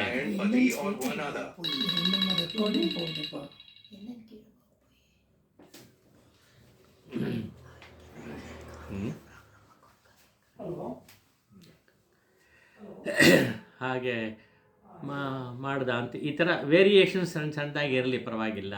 ಅವನ ಭಗವಂತನ ಕಾಲು ಉಂಗುರವನ್ನು ತಗೊಂಡೋ ಅಥವಾ ಭಗವತಿಯ ಕಾಲು ಉಂಗುರವನ್ನು ತಗೊಂಡೋ, ಒಟ್ಟಿನಲ್ಲಿ ಅದು ಬಂತು ಅಂತಷ್ಟೇ. ಬಟ್ ಅವರ ಒಂದು ದರ್ಶನವಾಯಿತು, ಸ್ಪರ್ಶವಾಯಿತು, ಅವನ ನಾಲಿಗೆ ಸ್ಪರ್ಶವೂ ಆಯಿತು ಅನ್ನೋದನ್ನು. ಎಂಜಲ್ ಆಗೋಯ್ತಲ್ಲ ಅಂತಲ್ಲ, ಅವನು ಅದನ್ನು ಕೊಟ್ಟುಕೊಂಡ, ಭಗವಂತನೇ ಕೊಟ್ಕೊಂಡ. ಅದಾದಮೇಲೆ ಪೂರ್ಣಾನುಗ್ರಹ ಆಗೋಯ್ತು, ಅವನಿಗೆ ನೇರವಾದ ಅನುಗ್ರಹ ಆಯಿತು ಅನ್ನೋದನ್ನು ಹೇಳ್ತಾರೆ. ಹಾಗಾದ ಮೇಲೆ ಅವನಿದು ಪೂರ್ತಿ ಪರಿವರ್ತನೆ ಆಗೋಯ್ತು. ಅಲ್ಲಿಂದ ಮುಂದಕ್ಕೆ ಕ್ಷೇತ್ರಾಟನ ಪ್ರಾರಂಭವಾಗತ್ತೆ ಅನ್ನೋ ಒಂದು ಘಟ್ಟಕ್ಕೆ ಬರುತ್ತೆ. ಇಷ್ಟನ್ನು ಸದ್ಯಕ್ಕೆ ಇಟ್ಕೊಳ್ಳೋಣ. ಕಥಾದೃಷ್ಟಿಯಿಂದ ಇಷ್ಟ ಆಯಿತು. ಆದರೆ ಇಲ್ಲಿ ವಿಶೇಷವಾದ ಒಂದು ವಿಷಯ, ವೈಶಿಷ್ಟ್ಯಪೂರ್ಣವಾದ್ದು ಇವರ ಒಂದು ಕಥೆಯನ್ನು ಗಮನಿಸಿದಾಗ ಇಲ್ಲಿ ಏನಂದರೆ, 12 ಆಳ್ವಾರಗಳಲ್ಲಿ ನಾವು ನೋಡಿದ್ವಲ್ಲ, ಅದರಲ್ಲಿ ಈ ಆಳ್ವಾರೇನೇ ತಿರುಮಂಗೈ ಆಳ್ವಾರ್, ಅದನ್ನು ಹೇಳಬೇಕು. ಭಗವಂತನೇ ಕೊನೆಯಲ್ಲಿ ಇದನ್ನೆಲ್ಲ ತಗೊಂಡಾಗ, ಅನುಗ್ರಹ ಮಾಡಿದಾಗ, ಅಷ್ಟಾಕ್ಷರವನ್ನು ಅವನಿಗೆ ಉಪದೇಶ ಮಾಡಿದಾಗ ಆಳ್ವಾರರೇ ಅಂತ ಕರೀತಾನಂತೆ. ಆವಾಗ ತಿರುಮಂಗೈ ಆಳ್ವಾರಾದರು ಇವರು ಅಂತ. ಅಲ್ಲಿವರೆಗೂ ನೀಲನಾಗಿದ್ದು, ತಿರುಮಂಗೈ ಮನ್ನನಾಗಿದ್ದು, ಕಲಿಯನ್ನಾಗಿದ್ದು, ಈಗ ತಿರುಮಂಗೈ ಆಳ್ವಾರಾಗ್ಬಿಟ್ರು ಅನ್ನೋದನ್ನು ಜ್ಞಾಪಿಸ್ಕೊತೀವಿ. ಆ ಥರ 12 ಆಳ್ವಾರಗಳಲ್ಲಿ ಒಬ್ಬ ಆಳ್ವಾರರಾದ. ದರೋಡೆ ಮಾಡಿ ಭಗವಂತರನ್ನ ಹೋಲಿಸ್ಕೊಂಡವರು, ಅದರ ಮೂಲಕ ಹೋಲಿಸ್ಕೊಂಡವರು ಇವರೇನೆ. ಮೊದಲು ಯುದ್ಧ ಮಾಡ್ತಾ ಇದ್ದರು, ಬೇರೆ ಯಾರೂ ಇಲ್ಲ. ಕುಲಶೇಖರ ಆಳ್ವಾರೇನೆ ಯುದ್ಧ ಮಾಡ್ತಾ ಇದ್ದವರು. ಹಾಗೇನೆ ಕುಲಶೇಖರ ಆಳ್ವಾರು ಮತ್ತು ಇವರು ಇಬ್ಬರೇನೆ ಯುದ್ಧ ಮಾಡ್ತಾ ಇದ್ದವರು. ಅನ್ನದಾನ ಮಾಡ್ತಾ ಇದ್ದವರು ಇವರೇನೆ. ಹಾಗೇನೆ ಶಿಷ್ಯರ ಜೊತೆ ಸೇನೆ ಮತ್ತು ಶಿಷ್ಯರ ಜೊತೆ ಕ್ಷೇತ್ರಾಟನ ಮಾಡಿದವರು ಕೂಡ ಇವರೇನೆ. ಇಂಥ ಒಂದು ಮಾಡಿ ಭಗವಂತನಿಗೆ ಅರ್ಚಾಮೂರ್ತಿಗಳಿಗೆ, ಅನೇಕ ಅರ್ಚಾಮೂರ್ತಿಗಳಿಗೆ ಸುಮಾರು 86 ದಿವ್ಯ ದೇಶಗಳನ್ನು ಇವರು ದರ್ಶನ ಮಾಡಿದ್ದಾರೆ. ಅಲ್ಲಿ ಫಿಸಿಕಲ್ಲಾಗಿ ಹೋಗಿ ಬಂದಿದ್ದಾರೆ ಅನ್ನೋದು ದೊಡ್ಡ ಪ್ರತೀತಿ. ಅದರ ಬಗ್ಗೆ ಮುಂದೆ ಮಾತಾಡೋಣ. ಮಂಗಳಾಶಾಸನ ಮಾಡಿದ್ದಾರೆ ಇವರು. ಅಂಥ ಒಂದು ವೈಶಿಷ್ಟ್ಯ ಇವ್ರಿಗಿದೆ ಅನ್ನೋದನ್ನು ಗಮನಿಸ್ತೀವಿ. ಮತ್ತು ಇವ್ರಿಗೇನೆ ಸಾಕ್ಷಾತ್ ದರ್ಶನ ಆಯಿತು, ಭಗವಂತನ ದರ್ಶನ ಆಯಿತು. ಉಳಿದವ್ರಿಗೆಲ್ಲ ಅಂತರಂಗದಲ್ಲಾಗಿರ್ಬೋದು, ಅರ್ಚಾಮೂರ್ತಿಯಲ್ಲಿ ಅವ್ರು ನೋಡಿರ್ಬೋದು. ಈಗ ಹೊರಗಡೆಯೂ ಕೂಡ ಬಂದು ಸಾಕ್ಷಾತ್ತಾಗಿ ತನ್ನ ದಿವ್ಯ ರೂಪವನ್ನು ತೋರಿಸ್ಕೊಂಡಿದ್ದು ಇವರೇನೆ. ಪೆರಿಯಾಳ್ವಾರ್ಗೆ ದರ್ಶನ ಆಗಿದೆ. ಅದರಲ್ಲಿ ಪಲ್ಲಾಂಡೆ ಹೇಳುವಾಗ ದರ್ಶನ ಆಯಿತು. ಪಲ್ಲಾಂಡೆ ಇವರು ಹಾಡಿದ್ರು ಅಂತ ಹೇಳ್ತೀವಲ್ಲ, ಆವಾಗ ದರ್ಶನ ಆಗಿದೆ. ಆದರೆ ಇವನಿಗೆ ದರ್ಶನ ಅಷ್ಟೇ ಅಲ್ಲ, ಸ್ಪರ್ಶ ಮಾಡಿದ್ದಾನೆ, ಭಗವಂತನ ಪಾದವನ್ನು ಸ್ಪರ್ಶ ಮಾಡಿದ್ದಾನೆ. ಮತ್ತು ಬಾಯಲ್ಲಿ ಕಚ್ಚಿರೋ ಭಾಗ ಇದೆ. ಅಷ್ಟು ಕೂಡ ಇರೋಒಂದು ಈ ಆಳ್ವಾರರ ಒಂದು ವೈಶಿಷ್ಟ್ಯ ಎಂಬುದಾಗಿ ಗಮನಿಸ್ಬೋದು. ಭಗವಂತನಾಗಲಿ ಭಗವತಿ ಆಗಲಿ ಅವರ ಅನುಗ್ರಹ ಚೆನ್ನಾಗಿ ಕೂಡ ಬಂದಿದೆ. ಅಷ್ಟೇ ಅಲ್ಲ, ಮಧ್ಯೆ ಅವರು ಹಸುವಿಂದ ಉಪವಾಸ ಮಾಡ್ತಾ ಇದ್ದಾಗ ಭಗವಂತನೇ ಬಂದು ಇವರಿಗೆ ಆ ಪೊಂಗಲ್ ಪ್ರಸಾದವನ್ನು ಕೊಟ್ಟಿದ್ದು ಅದೊಂದು. ಆಮೇಲೆ ಕನಸಲ್ಲಿ ಬಂದು ನಿಧಿಯನ್ನು ತೋರಿಸ್ಕೊಟ್ಟಿದ್ದು, ಇಂಥ ಕಡೆ ನಿಧಿ ಇದೆ ಅಂತ ಹೇಳಿದಾಗ ಅಲ್ಲಿ ಹೋಗಿ ನೋಡಿದಾಗ ನಿಧಿ ಸಿಕ್ತು ಅವರಿಗೆ. ಅಷ್ಟೇ ಅಲ್ಲ, ಮರಳನ್ನು ತುಂಬಿಸಿ ಅದನ್ನು ಅಕ್ಕಿಯನ್ನಾಗಿ ಮಾಡಿದ್ದು. ಇದೆಲ್ಲ ಒಂಥರ ಪವಾಡವಾಗಿ ಕಾಣುತ್ತೆ ನಮಗೆ. ಪವಾಡವೇ ಒಂದು ದೃಷ್ಟಿಯಿಂದ ನಮಗೆ. ಅದರ ಭಗವಂತನ ಸಂಕಲ್ಪ ಮಾಡಿದಾಗ ಯಾವುದೂ ಕೂಡ ಅಸಾಧ್ಯ ಏನಾಗಲ್ಲ, ಅದು ಆಗತ್ತೆ ಅನ್ನೋದನ್ನು ಗಮನಿಸಬಹುದು. ಅಂಥ ಒಂದು ವೈಶಿಷ್ಟ್ಯ ಇವರ ಜೀವನದಲ್ಲಿ ನಡೆದಿದೆ ಅನ್ನೋದನ್ನು ಗಮನಿಸ್ಬೋದು. ಹಾಗೆ ಮತ್ತೊಂದು ಹೇಳ್ತಾರೆ, ನಮ್ಮಾಳ್ವಾರ ಬಗ್ಗೆ ಹೇಳುವಾಗ ಅವರ ಪಾಶರಗಳು, ನಮ್ಮ ತಿರುವಾಯಿಮೊಳಿ ಅಂತ 1000ಕ್ಕೆ ಮೇಲೆ ಪಾಶರಗಳಿದೆಯಲ್ಲ, ಅವುಗಳು ಇನ್ನು ಉಳಿದ ಪಾಶಗಳೆಲ್ಲ 4 ವೇದಗಳಿಗೆ ಸಮಾನ, ವೇದಗಳ ಸಾರ ಎಂಬುದಾಗಿ ಅದನ್ನು ಕನ್ಸಿಡರ್ ಮಾಡ್ತಾರೆ ಅನ್ನೋದೆಲ್ಲ ಹೇಳಿದ್ವು. ಹಾಗೆಯೇ ಇಲ್ಲಿ ಇವರ ಗ್ರಂಥಗಳು, ಪ್ರಬಂಧಗಳು 6 ಆಗುತ್ತೆ. ಅದರ ವಿಸ್ತಾರವಾಗಿ ಮುಂದಿನ ಸಲ ನೋಡೋಣ. ಈ 6 ಪ್ರಬಂಧಗಳು ಕೂಡ ಆ 4 ವೇದಗಳ ಅಂಗಗಳು ಎಂಬುದಾಗಿ ಹೇಳ್ತಾರೆ. 4 ವೇದಗಳ ಅಂಗಗಳಾಗಿ ಷಡಂಗಗಳು ಅಂತ ಕರಿತೀವಲ್ಲ. ಷಡಂಗಗಳು ಅಂತ ಹೇಳಿದ್ರೆ ಶಿಕ್ಷಾ, ವ್ಯಾಕರಣ, ನಿರುಕ್ತ, ಛಂದಸ್ಸು, ಜ್ಯೋತಿಷ ಮತ್ತು ಕಲ್ಪ ಎಂಬುದಾಗಿ 6 ಅಂಗಗಳು ವೇದಗಳಿಗೆ ಅಂತ ಹೇಳ್ತೀವಲ್ಲ. ಹಾಗೆ ಆ ವೇದಗಳ ಸಾರ ನಮ್ಮಾಳ್ವಾರರ ಕೃತಿಗಳು. ಇವರು ತಿರುಮಂಗಿ ಆಳ್ವಾರ ಕೃತಿಗಳು ಆ ವೇದಗಳಿಗೆ ಅಂಗಗಳು ಎಂಬುದಾಗಿ ಹೇಳ್ತಾರೆ. ಅದು ಹೇಗೆ ಅನ್ನೋದನ್ನು ಮುಂದೆ ನೋಡೋಣ. ಮತ್ತೊಂದು ತುಂಬ ವಿಶೇಷವಾದದ್ದು, ಇತರ ಆಳ್ವಾರಗಳಲ್ಲಿ ನಾವು ಅಷ್ಟಾಗಿ ನೋಡೋಕ್ಕಾಗದೇ ಇರುವಂಥದ್ದು ಏನಪ್ಪ ಅಂತ ಹೇಳಿದ್ರೆ, ದಿವ್ಯ ದೇಶಗಳಿಗೆ ಇವರು ಹೋಗ್ತಾ ಇದ್ದಾಗ ಕ್ಷೇತ್ರಾಟನ ಅಂತ ಹೇಳಿದಲ್ಲ, ಭಗವಂತನ ಆಜ್ಞೆ. ಹೋಗ್ತಾ ಇದ್ದಾಗ ಆ ಮೂರ್ತಿಗಳನ್ನು ಎಬ್ಬಿಸಿ ಮಾತನಾಡ್ತಾರೆ ಅಂತ, ನೇರವಾಗಿ ಮಾತನಾಡ್ತಾ ಇವರ ಪ್ರಾರ್ಥನೆ ಒಂದೇನಪ್ಪ ಅಂತ ಹೇಳಿದ್ರೆ, ಯಾವಾಗಲೂ ಹೋದ ಕಡೆ ಎಲ್ಲ ಹೇಳೋದು, ನನಗೆ ಮೋಕ್ಷ ಸಿಗಬೇಕು, ಮೋಕ್ಷ ಕೊಡಿ ಅಂಥೇಳಿ ಭಗವಂತನನ್ನು ತುಂಬ ಪ್ರಾರ್ಥನೆ ಮಾಡ್ಕೋತಾರೆ. ಮೋಕ್ಷ ಒಂದನ್ನೇ ಅವರು ವಿಶೇಷವಾಗಿ ಕೇಳ್ತಾರೆ. ಅದನ್ನು ಕೇಳುವಾಗ ಭಗವಂತ ಹಿಂದೆ ಹೇಳಿರ್ತಾನೆ, ಅದು ಒಂದು ಕಥೆ ಇದೆ, ಅದನ್ನು ಈಗ ಜ್ಞಾಪಿಸ್ಕೊಂಬೋಣ. ಇವರ ಅವತಾರ ವೈಶಿಷ್ಟ್ಯ ಏನಪ್ಪ ಅಂತ ಹೇಳಿದ್ರೆ, ಇವರು ಹಿಂದೆ 4 ಯುಗಗಳಲ್ಲೂ ಕೂಡ ಇವರು ಅವತಾರ ಮಾಡ್ತಾರೆ. 4 ಯುಗ ಅಂತ ಹೇಳಿದ್ರೆ ಕೃತಯುಗದಲ್ಲಿ ಒಬ್ಬ ದೊಡ್ಡ ಕರ್ದಮ ಋಷಿಯಾಗಿ ಇವರು ಅವತಾರ ಮಾಡಿದ್ರು. ಆವಾಗಲೂ ಇವರ ಪ್ರಾರ್ಥನೆ ಏನಪ್ಪ ಅಂತ ಹೇಳಿದ್ರೆ, ಇದನ್ನು ಸಂತತಿಯನ್ನು ಬೆಳೆಸಬೇಕು ಅಂತ ಭಗವಂತ ಹೇಳಿದಾಗ, ಇಲ್ಲ ನನಗೆ ಮೋಕ್ಷ ಬೇಕು ಅಂತ ಪ್ರಾರ್ಥನೆ ಮಾಡ್ಕೋತಾರಂತೆ. ಆವಾಗ ಈಗ ಮೋಕ್ಷ ಸಿಗಲ್ಲ ಅಂತ ತಾಯಾರು ತುಂಬ ಕೇಳ್ತಾರಂತೆ, ಮೋಕ್ಷ ಕೇಳ್ತಾ ಇದ್ದಾನೆ ಕೊಡಿ ಅಂತ ಭಗವಂತನ ಪ್ರಾರ್ಥನೆ ಮಾಡಿದಾಗ ಅವನ ನಗೆ ತೋರಿಸ್ತಾನಂತೆ. ಇಲ್ಲ, ಇವಾಗಿಲ್ಲ, ಅವರಿಗೆ ಮುಂದೆ ಸಿಗತ್ತೆ ಅಂತ ಹೇಳಿಬಿಟ್ಟು, ಈಗೆಲ್ಲಪ್ಪ ನೀನು ಹೀಗೇ ಪ್ರಾರ್ಥನೆ ಮಾಡು, 4 ಯುಗಗಳಲ್ಲೂ ಕೂಡ ನೀನು ಅವತಾರ ಮಾಡಿ ಕೊನೆಗೆ ಕಲಿಯುಗದಲ್ಲಿ ನಿನಗೆ ಮೋಕ್ಷ ಪ್ರಾಪ್ತಿ ಆಗತ್ತೆ, ಅಲ್ಲಿವರೆಗೂ ಕಾಯಬೇಕು ಅಂತ ಹೇಳಿರ್ತಾನಂತೆ. ಹಾಗೆ ಆವಾಗ ಆಯಿತು. ಹಾಗೆ ಇದು ಎಲ್ಲಿ ನಡೆಯುತ್ತೆ ಅಂತ ಹೇಳಿದ್ರೆ, ಈ ತಿರುನಗರಿ ಅಂತ ಇವಾಗ ಹೇಳಿದ್ವಲ್ಲ, ಆ ಸರೋವರ ಅದರ ಹತ್ತಿರ ಅಂತ ಇಟ್ಕೊಳ್ಳಿ, ಅದಾಯ್ತಂತೆ. ಆವಾಗಲೂ ಇತ್ತು ಅಂತ ಹೇಳ್ತಾರೆ ಅದು. ಹಾಗೆಯೇ ಕೃತಯುಗ ಆಯಿತು, ತ್ರೇತಾಯುಗದಲ್ಲೂ ಕೂಡ ಹೀಗೆ ಒಂದು ರಾಜನಾಗಿ ಇವನು ಅವತರಿಸ್ತಾನೆ. ಆವಾಗಲೂ ಕೂಡ ಇದೇ ತರಹ ಸನ್ನಿವೇಶಕ್ಕೆ ಬರುತ್ತೆ. ಬಂದು ಪ್ರಾರ್ಥನೆ ಮಾಡ್ಕೋತಾನೆ ಮೋಕ್ಷ ಬೇಕು ಅಂತ ಜ್ಞಾಪಿಸ್ತಾನೆ ಭಗವಂತ ಮುಗುಳ್ನಗೆಯಿಂದ. ಆಯಿತು, ದ್ವಾಪರ ಯುಗದಲ್ಲೂ ಆಯಿತು. ಕೊನೆಗೆ ಕಲಿಯುಗದಲ್ಲಿ ಈ ಕಲಿಯನ್ನಾಗಿ ಹುಟ್ಟುತ್ತಾರೆ, ನೀಲನಾಗಿ ಹುಟ್ಟೋದು ಅಂತ. ಶೂದ್ರನಾಗಿ ಹುಟ್ಟೋದು, ಮೊದಲು ಬ್ರಾಹ್ಮಣನಾಗಿ, ಆಮೇಲೆ ಕ್ಷತ್ರಿಯನಾಗಿ, ಆಮೇಲೆ ಯಜ್ಞಮಯ ಯಾಗಾದಿಗಳು ಮಾಡೋದು, ಕೊನೆಗೆ 4ನೇ ವರ್ಣದವನಾಗಿ ಹುಟ್ಟಿ ಈಗ ಅವನಿಗೆ ಮೋಕ್ಷ ಪ್ರಾಪ್ತಿ ಆಗತ್ತೆ ಅಂತ ಹೇಳ್ತಾರೆ. ಹಾಗೆ ಮಾಡುವಾಗ ಭಗವಂತನ ಎಬ್ಸೋ ಅಂತ ಅವನ ಜೊತೆಲಿ ಮಾತಾಡಿ ಅವನು ಪ್ರಾರ್ಥನೆ ಮಾಡಿಕೊಡ್ದೆ ಎಲ್ಲ ಮಾಡ್ತಾರೆ. ಭಗವಂತ ಅಷ್ಟು ಸುಲಭವಾಗಿ ಇವನು ಪ್ರಶ್ನೆ ಮಾಡಿದಾಗೆಲ್ಲ ಉತ್ತರ ಕೊಡೋದು, ಸುಮ್ಮನೆ ಮೌನವಾಗಿದ್ದರೆ ಅವನಿಗೆ ತುಂಬ ಇದಾಗುತ್ತೆ, ಬೇಸರ ಆಗುತ್ತೆ. ಅಯ್ಯೋ ಏನಪ್ಪ ಮೌನವಾಗಿದೆಯಲ್ಲ, ಮಾತಾಡಲ್ವಲ್ಲ ಅಂಥೇಳಿ ಮಾಡ್ತಾ ಇರುವಾಗ ಮುಂದಿನ ಕ್ಷೇತ್ರಕ್ಕೆ ಹೋಗ್ತಾನೆ. ಆವಾಗ ಭಗವಂತ ಬಿಡಲ್ಲ, ಇಲ್ಲಿಂದ ಅವನ ಹಿಂದೆ ಹೋಗ್ತಾನಂತೆ, ಆಳ್ವಾರ ಹಿಂದೆ ಭಗವಂತ ಹೋಗ್ತಾನಂತೆ. ಹೋಗಿ ನನ್ನ ಮೇಲೆ ಒಂದು ಪಾಶರ ಹೇಳೋ ಅಂತ ಹೇಳ್ತಾನಂತೆ. ಆಮೇಲೆ ಅಷ್ಟೇ ಇಲ್ಲ, ಕೆಲವು ಕಡೆ ಏನು ಮಾಡ್ತಾರೆ ಅಂತ ಹೇಳಿದ್ರೆ, ಕೆಲವು ಅರ್ಚಾಮೂರ್ತಿಗಳು ಹೇಳತ್ವಂತೆ, ಅಲ್ಲ ಆ ಮೂರ್ತಿ ಬಗ್ಗೆ ನೀನು 10 ಪಾಶರ ಮಾಡಿದೀಯಾ, ನನ್ನ ಮೇಲೆ ಒಂದೇ ಒಂದು ಪಾಶರ ಮಾಡ್ತೀಯಲ್ಲ, ಇದು ಯಾವ ನ್ಯಾಯ ಅಂತ ಕೇಳ್ತಾರಂತೆ. ಅದಕ್ಕೆ ತಕ್ಷಣ ಇವರು 10 ಪಾಶರಗಳು ಅವನ ಮೇಲೆ ಹಾಡ್ತಾರೆ ಅಂಥೇಳಿ. ಅಂದರೆ ಭಗವಂತನಿಗೂ ಇವನಿಗೂ ಎಂಥ ಒಂದು ಸಂಭಾಷಣೆ ಆಗತ್ತೆ. ಹೇಗೆ ಇವರು ಕೇಳೋದು ಮುಕ್ತಿ ಬೇಕು, ಮೋಕ್ಷ ಬೇಕು ಅಂತ ಕೇಳ್ತಾ ಇದ್ದಾರೆ, ಭಗವಂತ ಇವನಲ್ಲಿ ಪಾಶರ ಕೊಡು ಅಂತ ಅವನು ಕೇಳ್ತಾರಂತೆ. ಹೀಗೆ ಇಬ್ಬರಿಗೂ ಪರಸ್ಪರ ಹೀಗಾಗತ್ತೆ ಮೈತ್ರಿ ಅಂಥೇಳಿ ಹೇಳ್ತಾರೆ. ಹಾಗೆ ಮಾಡೋದು ಭಗವಂತನಿಗೂ ಇವ್ರಿಗೂ ಇರೋವಂಥ ಒಂದು ಇಂಟ್ರ್ಯಾಕ್ಷನ್ ಇದೆಯಲ್ಲ, ಇದು ಇವರ ವೈಶಿಷ್ಟ್ಯ, ಇನ್ಯಾರಿಗೂ ಈ ತರಹ ಆಗಿರಲಿಲ್ಲ ಅಂಥೇಳಿ ಹೇಳ್ತಾರೆ. ಮತ್ತು ರಾಜನಾಗಿ ಪ್ರಜೆಗಳನ್ನು ಪರಿಪಾಲನೆ ಮಾಡಿ ಆಮೇಲೆ ಆಳ್ವಾರಾಗಿದ್ದು ಅನ್ನೋದು ಇಬ್ಬರೇನೆ. ಒಂದು ಕುಲಶೇಖರ ಆಳ್ವಾರರು, ಇನ್ನೊಂದು ತಿರುಮಂಗಿ ಆಳ್ವಾರರು. ಆ ವೈಶಿಷ್ಟ್ಯವೂ ಕೂಡ ಇವರಿಗೆ ಕುಲಶೇಖರ ಜೊತೆಯಲ್ಲಿ ಇವರಿಗಿದೆ ಅನ್ನೋದನ್ನು ನಾವು ಜ್ಞಾಪಿಸ್ಕೋತೀವಿ. ಹೀಗೆ ತುಂಬ ವೈಶಿಷ್ಟ್ಯಪೂರ್ಣವಾದ ಒಂದು ವೃತ್ತಾಂತ ಇವರದು, ತಿರುಮಂಗಿ ಆಳ್ವಾರದು ಅನ್ನೋದನ್ನು ಜ್ಞಾಪಿಸ್ಕೊಳ್ತಾ, ಭಗವಂತನಲ್ಲಿ ಎಂತಹ ಭಕ್ತಿ, ಹೇಗೆ ಅವರು ಪ್ರಾರ್ಥನೆ ಮಾಡ್ಕೋತಾರೆ, ಅವರ ಪ್ರಾರ್ಥನೆ, ಅವರ ಒಂದು ಇದು ಎಲ್ಲವೂ ಕೂಡ ಅವರ ಪಾಶಗಳಲ್ಲಿ ಚೆನ್ನಾಗಿ ವ್ಯಕ್ತವಾಗುತ್ತೆ. ತುಂಬ ವಿಸ್ತಾರವಾದದ್ದು.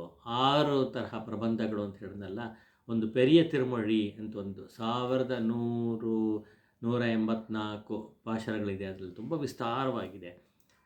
ಅದರಲ್ಲಿ ಬೇರೆ ಬೇರೆ ಕ್ಷೇತ್ರಗಳಿಗೆ ಇವರು ಸಂದರ್ಶನ ಮಾಡಿದ್ದು ಅದೆಲ್ಲ ಆ ಅರ್ಚಾಮೂರ್ತಿಗಳನ್ನು ಹಾಡಿ ಹೊಗಳಿರೋ ವಿಷಯಗಳೆಲ್ಲ ಅದರಲ್ಲಿ ಬರುತ್ತೆ.